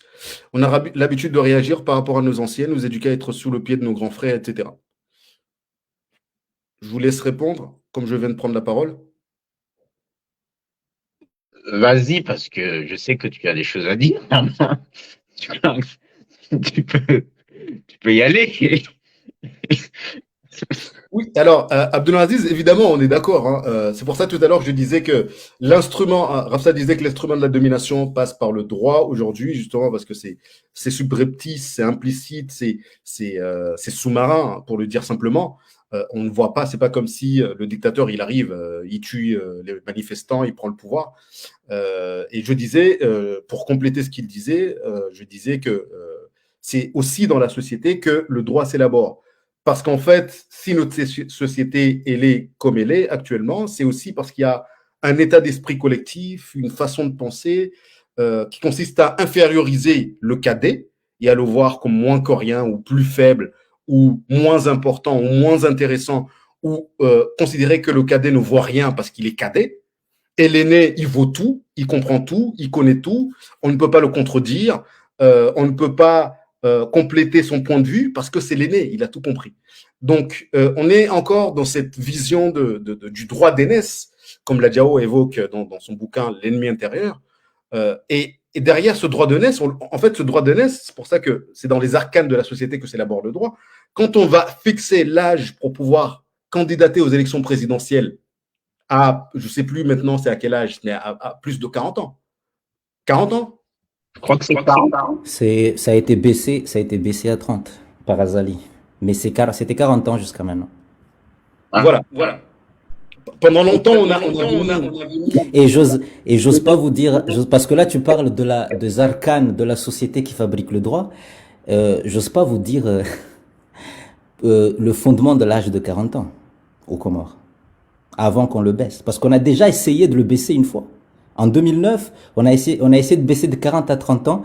La Cour constitutionnelle de l'époque a dit non, c'est pas possible. On peut pas baisser. Et son raisonnement, c'est de dire, on ne peut pas baisser à 40 ans parce que l'islam étant la religion d'État, et comme le prophète a reçu le message à 40 ans, il faut que le chef ait 40 ans. Vous voyez un peu la logique. Ce n'est pas une projection sur les fistons par hasard. Peut-être que ces 30 ans, c'est par rapport au fiston. Je ne sais pas. C'est une hypothèse. Ah, mais bien sûr, c'est pour ça que je disais, vous voyez moi, je pense que alors je parle sous le contrôle du sociologue et du politiste, à titre personnel, je pense que le juriste, surtout quand il fait du droit public, eh ben, il a pas le choix. Vous voyez, il est obligé finalement d'être directement dans le débat public. Pourquoi? Parce que là, vous avez, quand je parle de l'instrument un peu vicieux, vous voyez, en fait, là, vous avez le résumé du droit, surtout du droit public. C'est Guy Carcassonne qui disait que les instruments du droit politique sont multifonctionnels. Peu importe ce pourquoi ils ont été créés, ils serviront à tout ce à quoi ils peuvent être utiles. Ouais, c'est ça en fait les instruments du droit. C'est-à-dire qu'on a imaginé un instrument pour dire on va baisser l'âge peut-être pour faire participer les jeunes, etc. Mais en fait ici, il sert à autre chose. Ouais. C'est-à-dire qu'il y a une utilité derrière l'instrument qui est une utilité traîtresse, qui ne va pas se donner à voir. Mais si vous ne donnez pas les capacités de décoder la traîtrise derrière l'instrument, ça devient très difficile. Et pour répondre à Abdoulanzi, je dirais que en plus, je ne sais pas si vous avez remarqué, mais en plus, dans nos sociétés, j'ai pas fait une étude approfondie, mais les espaces de débat qui existent, enfin les espaces censés être des espaces de débat, sont des espaces qui sont faits justement pour qu'on ne débatte pas. C'est-à-dire que quand tu regardes le Bangui, par exemple, il n'y a rien de pire que ça. C'est-à-dire que le Bangui, il est imaginé pour venir et suivre la doxa. Quand tu arrives dans le Bangui, c'est presque une représentation. Tu fais quelque chose pour demander les approbations. Le fameux gendre idéal, il est là. Hein. Il est dans cet espace qu'on nous a vendu comme un espace de débat. En fait, tout est fait pour neutraliser le débat. Pour ne pas qu'il y ait débat, on va vous conduire vers le Bangui. En fait, vous voyez? Parce que là-bas, on sait qu'on va enfermer le débat. Et voilà, donc on va te dire droit d'aînesse, droit du notable, tout va être fait pour neutraliser le débat dans un endroit censé être de débat. Vous voyez, et c'est ça qui fait qu'on n'y arrive pas aussi. Oui, alors, justement, quand on parle, alors tu parles des mœurs, et parmi les mœurs chez nous, Abdulaziz, effectivement, il y a ce droit d'aînesse. Et le droit d'aînesse chez nous, c'est pas juste l'aîné de 3 ans ou 4 ans. L'aîné, c'est symbolique, c'est surtout un grand notable, en fait. Parce que quand tu vois des gens qui ont 50 ans, qui vont dire, nous les jeunes, en fait, il faut comprendre que l'aîné et le cadet, oui, on va retrouver aussi une petite dictature de l'aîné dans la famille sur les cadets. Hein, mais la vraie aînesse, c'est une aînesse incarnée par les grands mariés, c'est-à-dire les notables, sur ceux qui n'ont pas fait le grand mariage. Donc, c'est ce qui fait que tu vas avoir des gens qui ont 55 ans, qui vont venir devant des caméras de téléphone, qui vont parler au nom du village en disant, nous les jeunes du village, nous sommes contre ceci, contre cela.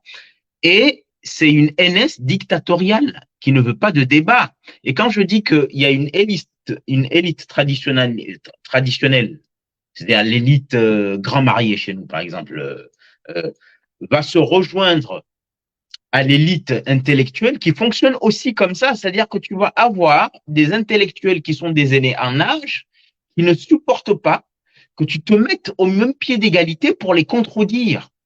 C'est-à-dire, ils ne supportent pas.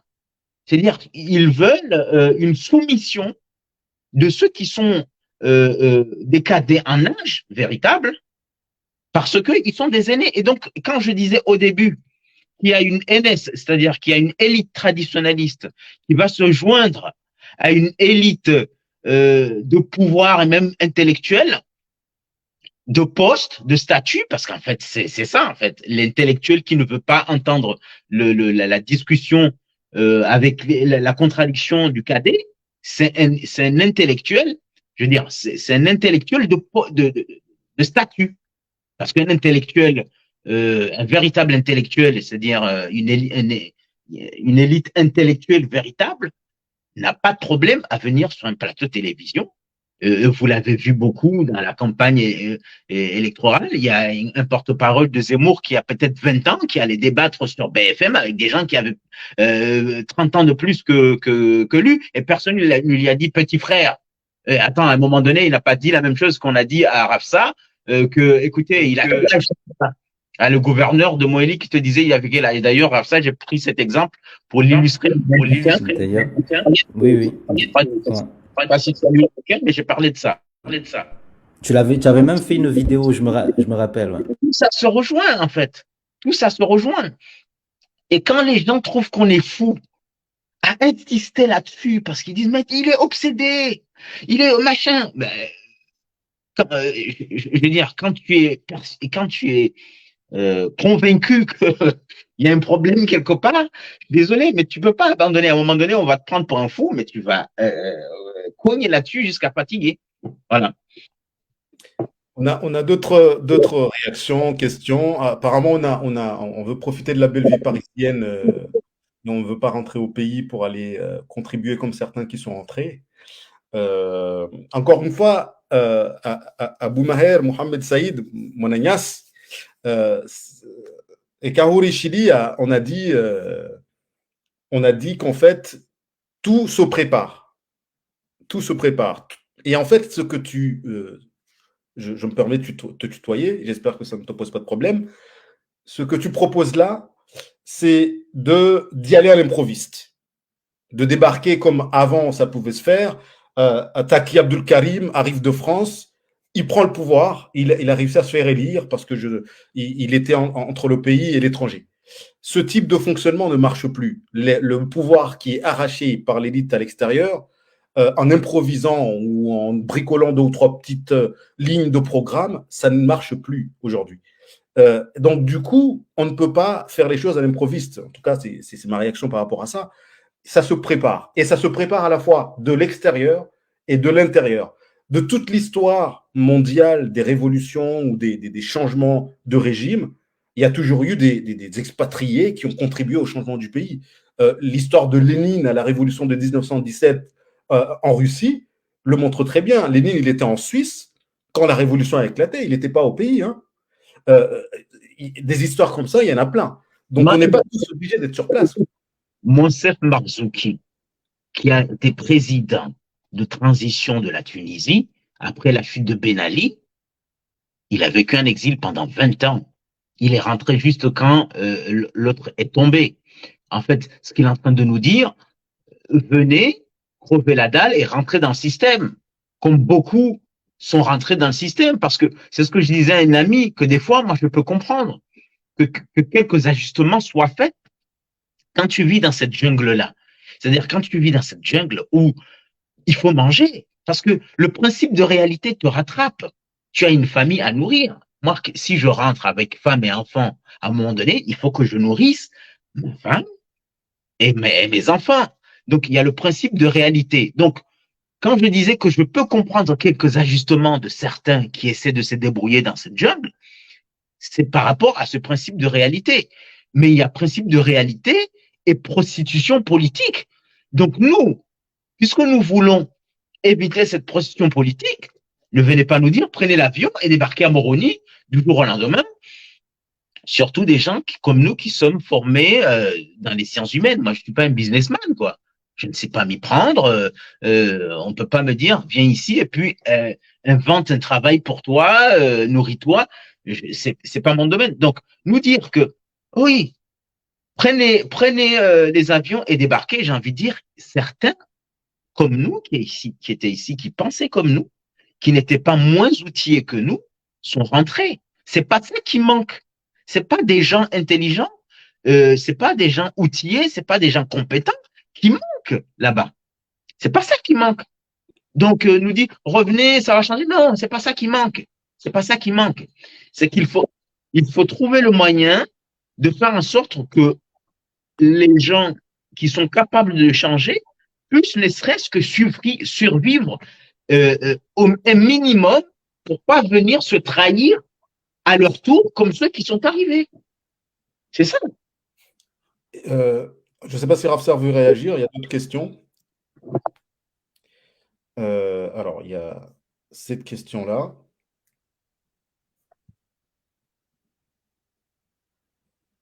Agir comme vu l'urgence, comme l'a évoqué Rafsar, nécessite forcément la conquête du pouvoir pour espérer le ruissellement. Comment conquérir le pouvoir dans un pays où l'expression démocratique est confisquée?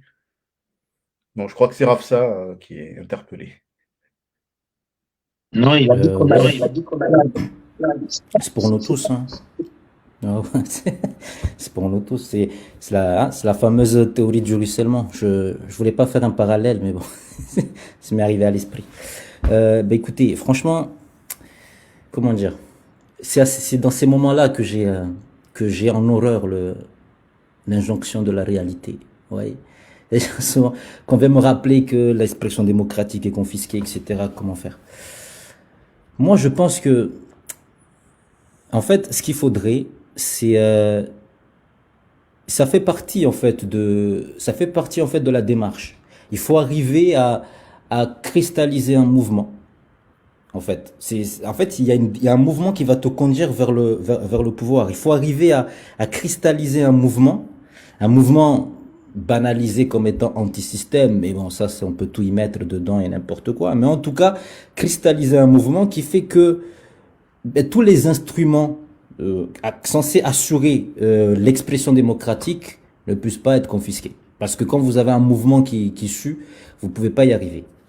Vous pouvez pas contraindre l'expression démocratique aussi puissant et aussi dictateur que vous êtes. D'ailleurs, c'est ce que j'essaie de démontrer dans ma thèse, c'est assez paradoxal, mais les seuls instruments de préservation de l'ordre démocratique qui marchent, en tout cas qui ont fonctionné, c'est l'insurrection populaire.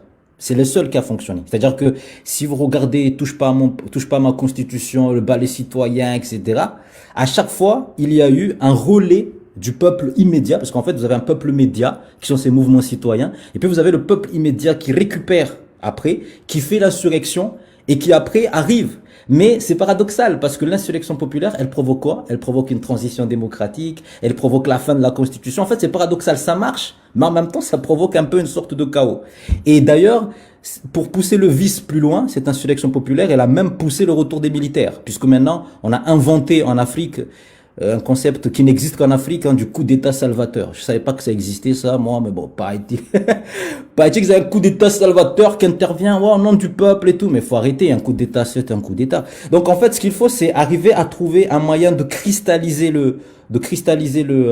un mouvement qui permet de recontrôler l'expression démocratique. Parce que sinon, on sera obligé, tous les moyens ont été essayés. Moi, dans ma thèse, j'ai tout réfléchi. En fait, il n'y a que l'insurrection populaire qui fonctionne à l'heure actuelle et qui, paradoxalement, produit des résultats presque inverses de ce qu'on veut faire. Finalement, ça produit des résultats inverses et on ne sait pas. Et le problème, c'est que vous voyez, c'est la limite du droit, parce que le droit ne peut pas penser et conceptualiser l'insurrection populaire, sinon c'est plus une insurrection. Si je marque dans la Constitution, article 2, le peuple a droit de se soulever, c'est idiot, ouais, ça peut pas marcher. Donc voilà, et donc c'est difficile, il faut essayer de cristalliser un mouvement, répondre à l'appel de Malik, c'est ça en fait, il faut répondre à l'appel de Malik, arrêter de croire que les autres ne fonctionnent pas comme ça, les autres fonctionnent par appel. Un jour, Abdoulalim, je me rappelle, avait dit, vous avez des conservateurs, les conservateurs, eux, par exemple, ils se cachent pas. Vous voyez? C'est-à-dire qu'ils vont se montrer et ils vont s'organiser. Ils ont pas peur. Et pourquoi, en fait, nous, on a peur? Attends, les gars, des moments. Et il faut répondre à l'appel, se cristalliser en mouvement, oublier un peu les intérêts particuliers, concentrer sur l'intérêt général si on peut estimer qu'à notre mesure, on peut le trouver, et essayer de cristalliser un mouvement. Et là, vous verrez que l'expression démocratique, elle va se libérer. Parce que vous allez démontrer au peuple qu'il existe un autre possible. Donc venez avec nous. C'est ça en fait l'enjeu. Et compléter ce que tu dis, Rafsa, sur le fait de répondre à l'appel, moi, ce que je pense à ce qui s'est passé récemment là au Sénégal, quand Macky Sall, apparemment, il a eu des petites velléités, enfin, il se dit qu'il veut un 3e mandat. Mais je sais que dès qu'il déclarera qu'il reste au pouvoir, le Sénégal va s'embraser. Parce que justement, ce travail est fait. Je ne sais pas jusqu'où le pays va s'embraser, mais le pays va bouger. On l'a vu un peu quand Sonko, je crois que c'est son nom, il a été mis en prison rapidement. Là, le peuple s'est embrasé. Chez nous, c'est ce qui nous manque. Et en fait, je pense que c'est cela qui est intéressant dans le fait de faire l'appel, le fait d'inviter les gens qui réfléchissent sur le long terme, le très long terme, à se réunir, c'est de réfléchir ensemble comment créer ce mouvement. Au-delà des partis politiques, parce qu'en fait, je pense qu'il n'est pas temps de nous fonder en parti politique. C'est pas le moment. Parce qu'en fait, quand on crée un parti politique, d'ailleurs, c'est pas pour rien que parti soit un mot de la même famille que partisan. Donc, on va s'enfermer dans des intérêts partisans. On va défendre chacun son petit environnement, et on va oublier qu'en fait, c'est sur le très long terme. En fait, si ça se trouve que le moment où le peuple comorien sera averti, capable de se rebeller, de défendre ses droits, ce moment-là, personne d'entre nous ne sera vivant. Je pense que ce mouvement, les personnes qui vont accepter de se joindre à nous, il faut qu'ils se disent qu'ils ne vont peut-être pas jouir eux-mêmes des bienfaits de ce travail de réflexion qui doit être fait. Parce qu'en fait, souvent, on a tendance à vouloir être nous-mêmes le sultan à la place du sultan. Je sais pas, il y a cette mentalité. Être celui qui va être le sauveur suprême du peuple, quoi. Non, c'est tout le monde. Et il faut un mouvement. Moi, je pense que, et je vais mettre les pieds, les mains dans le cambouis, il y en a marre. On a vu, il y en a marre qui ont été capables d'arrêter Abdoulaye Wade. Il y a d'ailleurs un documentaire sur Netflix, si vous voulez le regarder, je ne sais plus comment il s'appelle. Il y en a marre, il y a le ballet citoyen, etc. Chez nous, il faudrait, comme tu dis, pas un parti politique, mais cette jeunesse, hein, entre guillemets, hein, cette jeunesse capable de dire non, en fait. C'est pas qu'on veut tel ou tel. Nous voulons, en fait, un respect des règles, tout simplement. Et aujourd'hui, s'il y a quelqu'un qui ressemble un peu à Y'en a marre, c'est Agua. C'est Agua. Le problème, c'est que les plus instruits qui pourraient faire le relais avec Agua, parce que Agua, malheureusement, avec tout le respect que je lui dois, son combat, ses sacrifices qu'il a eus, Agua n'est pas très formé. Mais si lui, il pouvait avoir des gens qui sont un peu plus formés, qui ne le snobent pas, parce qu'il y a beaucoup de gens là-bas qui snobent. Tu peux aller te joindre à Agua, même si je trouve qu'Agua, des fois, il peut aller sur des insultes un peu voilà. Mais il entraîne quand même ce mouvement de contestation qui, jusqu'à là, je ne sais pas si maintenant il est devenu, il est dans un parti politique ou non, mais en tout cas, jusqu'à son emprisonnement, il incarnait quelque part une contestation citoyenne qui n'est pas vieux, de gens qui disent nous voulons le respect des règles. Et le problème, c'est qu'on n'a pas l'équivalent de Agua sur place, qui est un peu plus formé, qui a un peu plus de consistance intellectuelle. Ça, je respecte Agua sans problème, hein. J'ai pris sa défense plusieurs fois, mais il faut une continuité, quelqu'un qui se rallie à ce type pour créer ce mouvement-là de contestation de gens qui disent nous, on n'est ni partisans de tel ou tel, nous voulons tout simplement un respect des règles. Voilà, un respect des règles. Et il se trouve tout seul avec un snobisme de ceux qui sont un peu plus formés, qui ne veulent pas se joindre à lui. Voilà. Après, le problème, c'est que, et c'est là le défi, c'est que si au Sénégal, oui, parce qu'ils ont eu Senghor, ils ont eu etc., il y a une culture qui est là.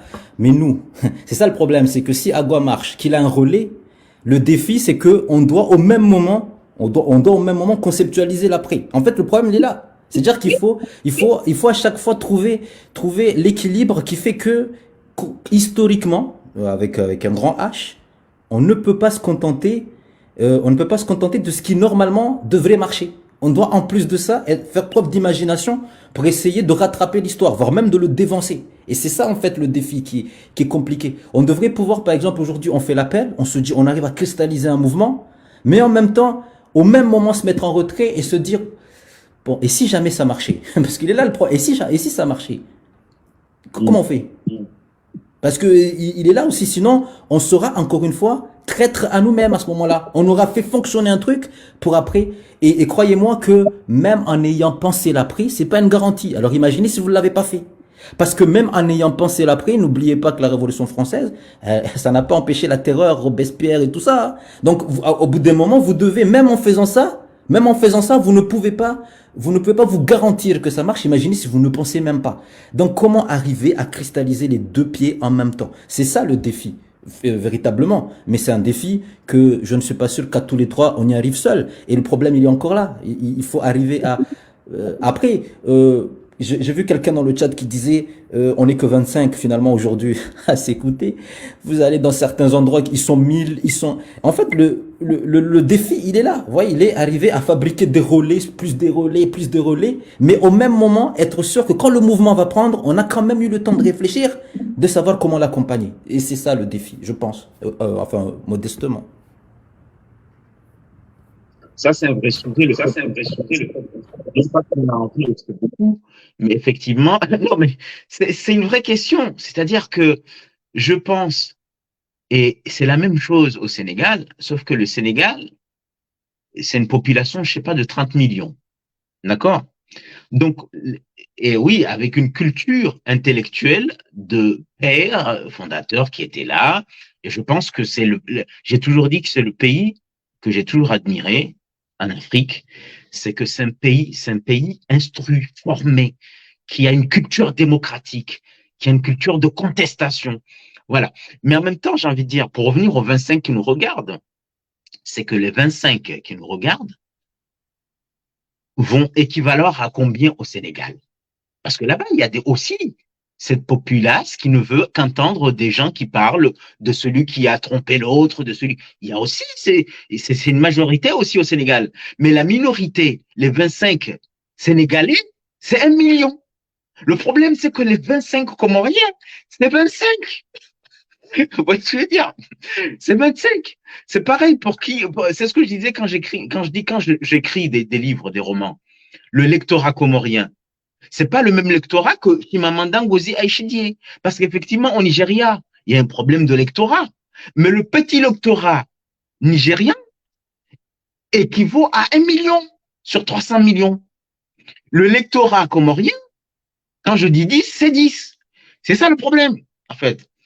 Donc, après, tu me diras, mais le pays non plus n'est pas grand. Mais c'est aussi ça le problème quand on dit que les ressources humaines sont une richesse pour un pays. Quand on dit que la Chine, la première richesse, c'est les ressources humaines, nous, on a un problème de ressources humaines. Et dans nos ressources humaines, le conservatisme est en grande majorité. Et le conservatisme, je dis pas, et que les gens comprennent quand je parle de conservatisme, c'est pas le fait d'aller à la mosquée et d'aimer faire la prière et le ramadan, parce que les gens, ils confondent à ce que je dis. Je dis que le conservatisme frappe encore plus la jeunesse. C'est-à-dire, le fait d'être jeune jusqu'à 40 ans, c'est pas une garantie de progressisme. Quand je dis progressisme, c'est après qu'on veut imaginer, c'est pas une garantie. On va trouver dans cette jeunesse les gens, comme tu dis, qui vont dire, ces gens-là, ils sont là, ils veulent penser, ils vont se moquer de nous, les nouveaux intellectuels, les nouveaux progressistes, les gens qui croient qu'ils sont les plus intelligents, les gens qui croient qu'ils sont les je sais pas quoi. Je prends ces scuds tous les jours, moi. Je prends ces scuds tous les jours. Voilà, mais quand je disais la dernière fois que les conservateurs ne se cachent pas, il y a beaucoup, il y a beaucoup de progressistes, mais soit ils ont renoncé, ils sont partis, ils ont dit j'en ai marre de ce pays, je fais ma petite vie, soit ils rasent les murs, et quand on les appelle, ils ne viennent pas. C'est ça le problème. En même temps, c'est spécifique au progressisme, parce que le progressisme, il y a beaucoup de courants. Donc, chacun dit, je suis pas d'accord avec Rafsa sur un truc, à chaque fois, il vient me parler de droit, il y en a marre, la clé n'est pas que, on peut pas parler tout le temps de droit, ouais, il commence à me fatiguer, quoi. Vous voyez? Sociologie tout le temps, je sais pas quoi. Mais il faut qu'on se dise qu'on a un tronc commun, on se retrouve sur un tronc commun. Le tronc commun, c'est quoi? On veut un pays où on respecte la règle, qui progresse, qui se développe, où les libertés individuelles sont respectées, où l'élection est respectée, etc. Après, on peut avoir des divergences. Alors que les conservateurs, ils ont pas ces divergences. C'est plus simple de se retrouver. Voilà, moi j'ai fini. Oui, alors je voulais pas te couper, hein, mais alors on a dépassé les 1h30 qu'on fait habituellement. Mais comme on a un invité, que la discussion est intéressante et qu'on a plus de 25 personnes, on est aux alentours de 30. On est aussi entre 30 et 40, donc c'est pas mal. On va pas concurrencer Facebook FM, évidemment. Nous, on fait un travail de longue haleine. C'est sur le long terme, le très long terme. Donc je vais marquer. Oh, les prétentieux, c'est ce qu'on va te dire. Là, hein. Tu dis ça, on va dire, oh, les prétentieux, ils se prennent pour les grands penseurs. C'est comme ça que tu vas trouver des gens idéal qui ne veulent rien dire parce que il y a ce qu'on appelle la fausse humilité. Je ne vais rien dire parce que j'ai pas envie qu'on me dise que je me prends pour ce que je ne suis pas. Et je ne dis rien. Donc, je ne dis rien. Je suis. Ouais. Abdul, on ferme la digression. On va mettre les questions. Alors, il y a la question, on est d'accord, Mostakim, sur le fait que le pouvoir corrompt, le pouvoir absolu corrompt absolument. L'opposant intègre d'aujourd'hui n'est-il pas chez nous le corrompu de demain? Eh ben, c'est pour ça qu'on fait l'appel, justement. Ça, c'est une très bonne question. C'est pour cela qu'on fait l'appel, pour éviter que l'opposant intègre d'aujourd'hui, si pressé de s'engager en politique, ne soit pas le bourreau de demain. Ou ne soit déjà le bourreau d'aujourd'hui pour être celui de demain encore. Voilà, donc c'est pour ça qu'on fait l'appel. Alors, y a-t-il... On arrête, hein.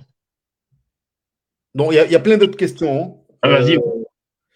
Y a-t-il des solutions immédiates?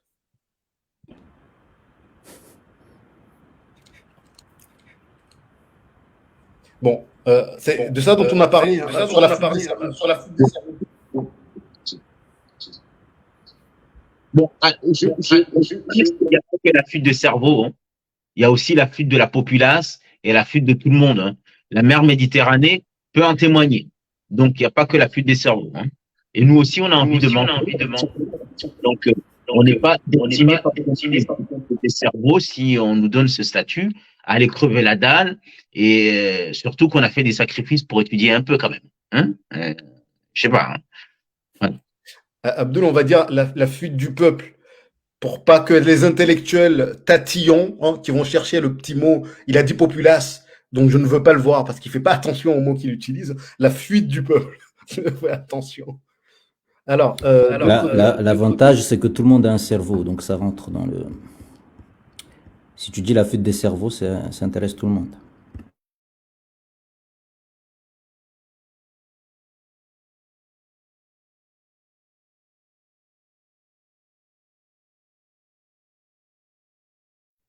Alix, c'est toi qui anime les questions. Hein. Patience. Y a-t-il pas une question de masse critique de personnes capables de comprendre une vision nouvelle? Une large partie de notre population est illettrée, analphabète, facilement malléable. Ben oui, mais ça, c'est le rôle de ce que nous appelons l'élite. Et que dans la traîtrise qu'on expliquait ici, c'est que l'élite ne fait rien pour outiller ce peuple que tu décris d'illettré et d'analphabète, pour comprendre qu'il y a d'autres alternatives, d'autres perspectives que ce qu'il vit aujourd'hui. C'est cela. Et d'ailleurs, c'est pour ça que c'est vicieux, parce que ça va dans les deux sens. En fait, la traîtrise de l'élite, elle est très efficace parce que, notamment, par exemple, je reviens encore un peu sur le monde juridique, c'est que souvent, on a affaire à une élite comme elle est outillée. Quand elle parle à ce peuple, on instaure ce qu'on appelle en sens juridique une sorte de langage d'autiste. Ouais, c'est-à-dire que quand j'utilise l'instrument du droit, par exemple, je sais qu'en face, il comprend pas. Puisque c'est un instrument de savant. Mais je joue sur l'imaginaire du droit, c'est juste.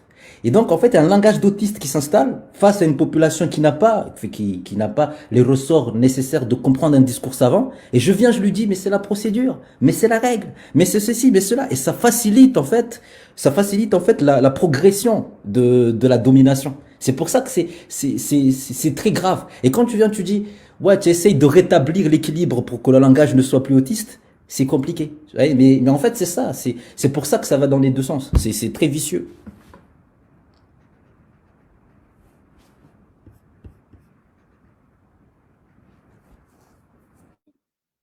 Je vais lire vite, hein. Je vois pas en vous l'image de ces politiciens qui cherchent du pouvoir. Je vois des intellectuels qui pourraient proposer des vrais plans parmi les bêtises que je vois quand un gouvernement se réunit pour réfléchir sur des activités hebdomadaires. C'est ridicule quand je vous ai entendu, c'est ridicule. Quand je vous ai entendu parler des Comores de 2100, je trouve que ce sont les vraies réflexions. Ce qu'on vit actuellement en France a été planifié il y a 100 ans. Une réaction. Bon, Abou Maher, j'ai écrit 4 bouquins. Je ne veux pas parler que de moi. Hein. Ils ont fait des thèses. Je fais la mienne maintenant. On essaie quand même, chacun dans son coin, de se projeter sur 2100. Maintenant, je t'invite à aller au CNRS. Il y a quelques exemplaires là-bas. Je pense que tu peux trouver quelques projections. Après, tu peux critiquer, mais c'est ce qu'on essaie de faire. Il est d'accord avec nous, hein, Abdoul. Oui, je suis là. Je suis en train de te dire. Oui, alors.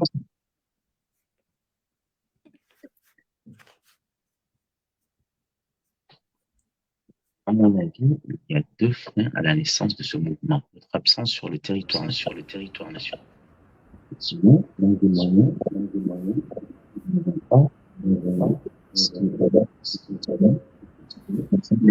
donc il nous faut se créer cet environnement. Bah, que dire de plus, hein? Que dire de plus? Je rajouterai tout simplement que souvent, les gens qui ont été à l'origine de révolutions, que ce soit la Révolution française ou américaine, la plupart, ce sont des gens qui ont trahi leur classe. C'est-à-dire que même Marx, celui qui le nourrissait, c'était un bourgeois qui s'appelle l'autre là, avec lequel ils ont écrit Engels. Oui, Engels, il a écrit le manifeste du Parti communiste. C'est pour vous dire que sans un minimum, vous allez être amené à vous trahir parce qu'il faut survivre. Donc, c'est pas par hasard que ce sont des éléments qui viennent des classes dominantes qui les ont trahis, mais qui avaient quelque part cette rente qui leur permettait de survivre sans se trahir, qui ont amené ces idées-là à les propager jusqu'à aller à la révolution. Donc, effectivement, si on nous invite comme ça à rentrer, alors que nous ne sommes pas des rentiers, hein, et là, je parle, certains vont se reconnaître, qui sont des rentiers, qui comprennent les enjeux du bled et qui devraient, parce qui sont des rentiers, qui viennent de cette bourgeoisie rentière, qui pourraient incarner quelque part ce mouvement-là, parce que eux, ils ont la possibilité de ne pas se trahir à cause du matériel et de la survie. Mais eux, ils sont incapables de trahir leur classe bourgeoise, si on peut se permettre d'utiliser le terme de bourgeoisie, puisque on n'a pas, mais en tout cas, une bourgeoisie rentière. Elle existe, comment? Abdoul, on a d'autres réactions. Là, on est à 1h52, on a débordé de 22 minutes. À 2 heures, on arrête. Voilà, donc pour ne pas fatiguer ceux qui vont peut-être réécouter, mais pour réagir rapidement sur ce que dit Hussein, je pense que, outre le fait que du fait qu'il se peut qu'on se trahisse soi-même en allant au pays, moi, ce que je pense fondamentalement, c'est qu'au pays, il y a des gens. En fait, le pays, il y a des gens consciencieux, travailleurs, compétents, diplômés, mais encore une fois, comme le disait Abdul Halim tout à l'heure, qui sont asphyxiés sous les problèmes et qui doivent jongler, essayer de bricoler pour essayer de nourrir leur famille, pour essayer de s'en sortir. Je pense que si on lance un mouvement, c'est vers ces gens-là qu'on va aller. Et vers les autres qui, eux, ont les moyens aussi, parce que ils ont peut-être des appartements qu'ils louent, ils ont peut-être des terrains qu'ils louent, ils ont peut-être de l'argent. C'est vers ces gens-là qui sont consciencieux, travailleurs, compétents, et qui sont épris de justice, qui sont prêts à se projeter aussi sur le très long terme, qu'on va se diriger. Donc, en fait, c'est pas un choix entre le fait de rentrer, de faire de la politique tout de suite, et le fait de ne pas... parce qu'en fait, la question d'Houssen, j'ai l'impression qu'en fait, il nous pose face à un dilemme. Soit on fait de la politique tout de suite, on se lance dans un parti, on devient partisan, et on agit en étant partisan pour se projeter sur le très long terme. Je pense que ça va nous enfermer, et c'est pas adéquat pour pouvoir avoir ce type de réflexion. Je pense qu'il faut se laisser le temps de collaborer avec ceux qui sont sur place. Moi, je pense qu'il y a des gens au pays qui sont vraiment épris de justice et qui veulent que les choses changent. Ils sont très minoritaires, malheureusement, ou on ne les entend pas beaucoup. Mais voilà, il n'y a pas que nous qui sommes à l'extérieur. Ça, c'est très important à garder en tête. Ou bien ce qu'on pourrait faire aussi, c'est couper la poire en deux. On pourrait essayer de mener le combat sur deux plans.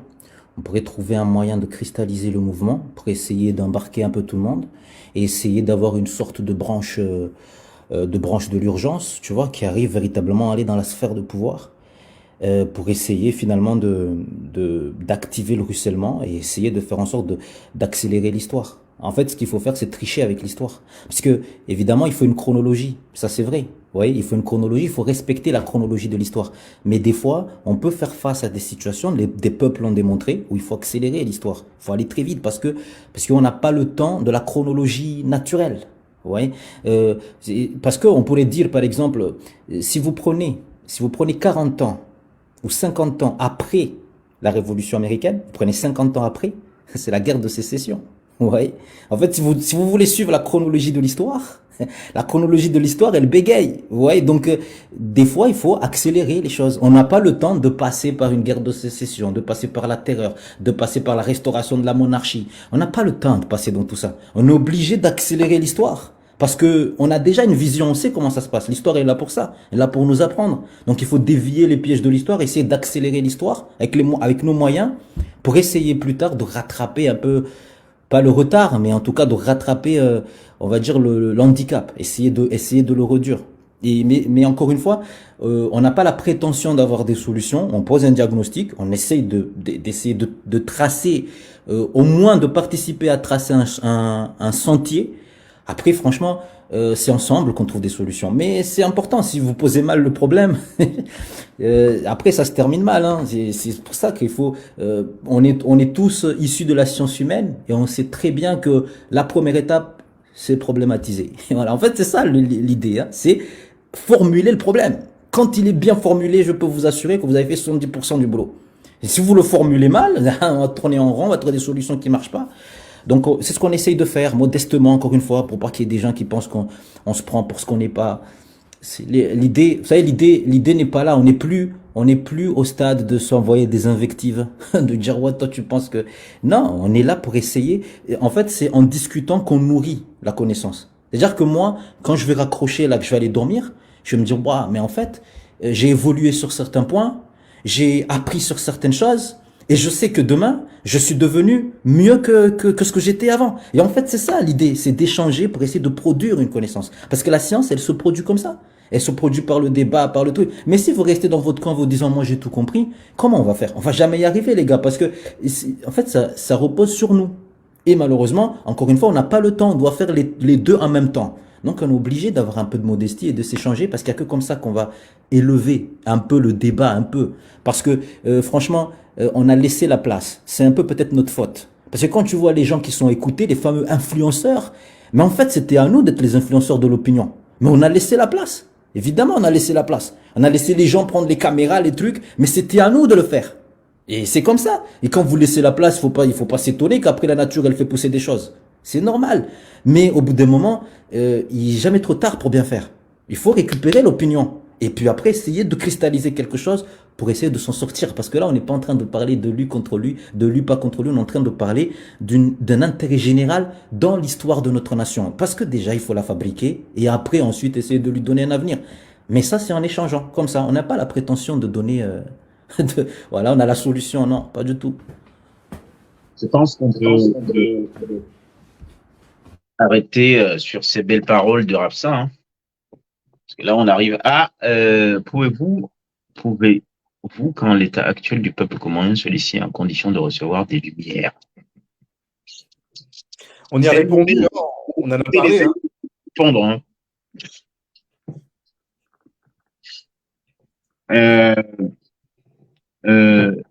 Si le peuple comorien n'est pas en état de recevoir des lumières, c'est à nous de faire en sorte qu'il soit en état de recevoir ces lumières. Et pas rester à attendre qu'il soit en cet état-là pour enfin lui donner les lumières. Déjà, en travaillant pour qu'il soit prêt à entendre les lumières, c'est qu'il est déjà dans les lumières. Voilà. Donc, je ne dis pas qu'il n'est pas en état. Hein. Je parle de votre question. Voilà. Et les lumières, c'est ça qu'on essaie de faire là, c'est engager le débat. Les lumières viendront de tout le monde. Faut juste qu'on accepte d'aller dans notre obscurité collective pour que jaillisse la lumière. Parce qu'on ne peut pas avoir la lumière sans mettre la main dans l'obscurité. Parce que c'est sale, parce que il ne faut pas parler de ce qui est obscur chez nous. Tu sais, on aime bien dire ce qui est bien, ce qui est beau, mais on est obligé, pour pouvoir avoir la lumière, on est obligé d'aller dans l'obscurité. Et les lumières appartiennent à tout le monde. Hein. Ce n'est pas un tel qui serait le prophète nouvelle version 21e siècle. Hein. On est tous les lumières quelque part. D'ailleurs, si on peut éviter ça, parce que l'histoire a démontré que les hommes providentiels, ça finit toujours très très mal. Donc, si on pouvait éviter l'homme providentiel, ça nous aiderait beaucoup. Voilà, sur ça, et remercie tous ceux qui nous ont suivis. Aujourd'hui, nous avons de la chance. On a eu plus de 25 téléspectateurs, si on peut utiliser ce terme. Merci d'avoir été là. Et ça doit être la magie de Rafsa aujourd'hui. Hein. Rafsa est venu, il a ramené une dizaine de téléspectateurs. Voilà. Donc, merci à tous et à toutes. Rafsa, on a vu ensemble, je sais pas s'il va être régulier ou non, mais on verra ensemble si tu te sens être régulièrement dans ces rendez-vous. Au plaisir. Hein.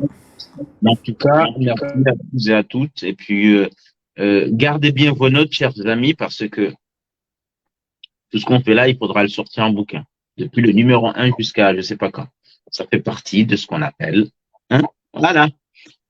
Donc, oui, c'est ça aussi. Les gens croient qu'on est là, on blablate, mais depuis le début, on écrit et tout est là. Au bout de quelques numéros, si on arrive à une vingtaine ou une trentaine avec un ensemble de personnes, que chacun garde bien ses notes, parce que tout ça, c'est pour qu'on finisse par le mettre sur papier d'une manière un peu plus développée avec des sources. Et ça sera déjà un bel outil qui permettra à certains qui veulent se prolonger dans la réflexion, se nourrir pour se mettre à la tâche. Voilà. Alors, pour clôturer une bonne fois pour toutes, merci à tout le monde. Je pense qu'on va se pencher sur cet appel, sérieusement. Faire un appel, un texte, hein, avec des signataires, pour voir en fait où sont les gens qui voudraient agir, s'ils vont vraiment signer. Tu sais, on peut faire un appel avec des signatures sur Google Doc. Les gens, ils viennent, ils rajoutent leur nom, leur adresse mail, contactez-moi sur ces adresses. On fixait une deadline, je ne sais pas ce que vous en pensez, et à partir de cette deadline, on considère que ce sont les personnes prêtes à s'engager dans la réflexion sur l'après. Voilà. Qu'est-ce que vous en pensez?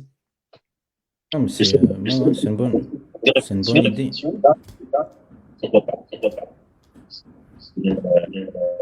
Si qui nous apporte lumière, hein, comme on dit, et que à la fin, sur ce bouquin, qu'ils viennent écrire ce qu'ils pensent sur les Comores de demain, sur ce qu'ils auront apporté au direct, qu'ils l'écrivent encore, Et parce que c'est ce que je dis, il faut qu'on produise.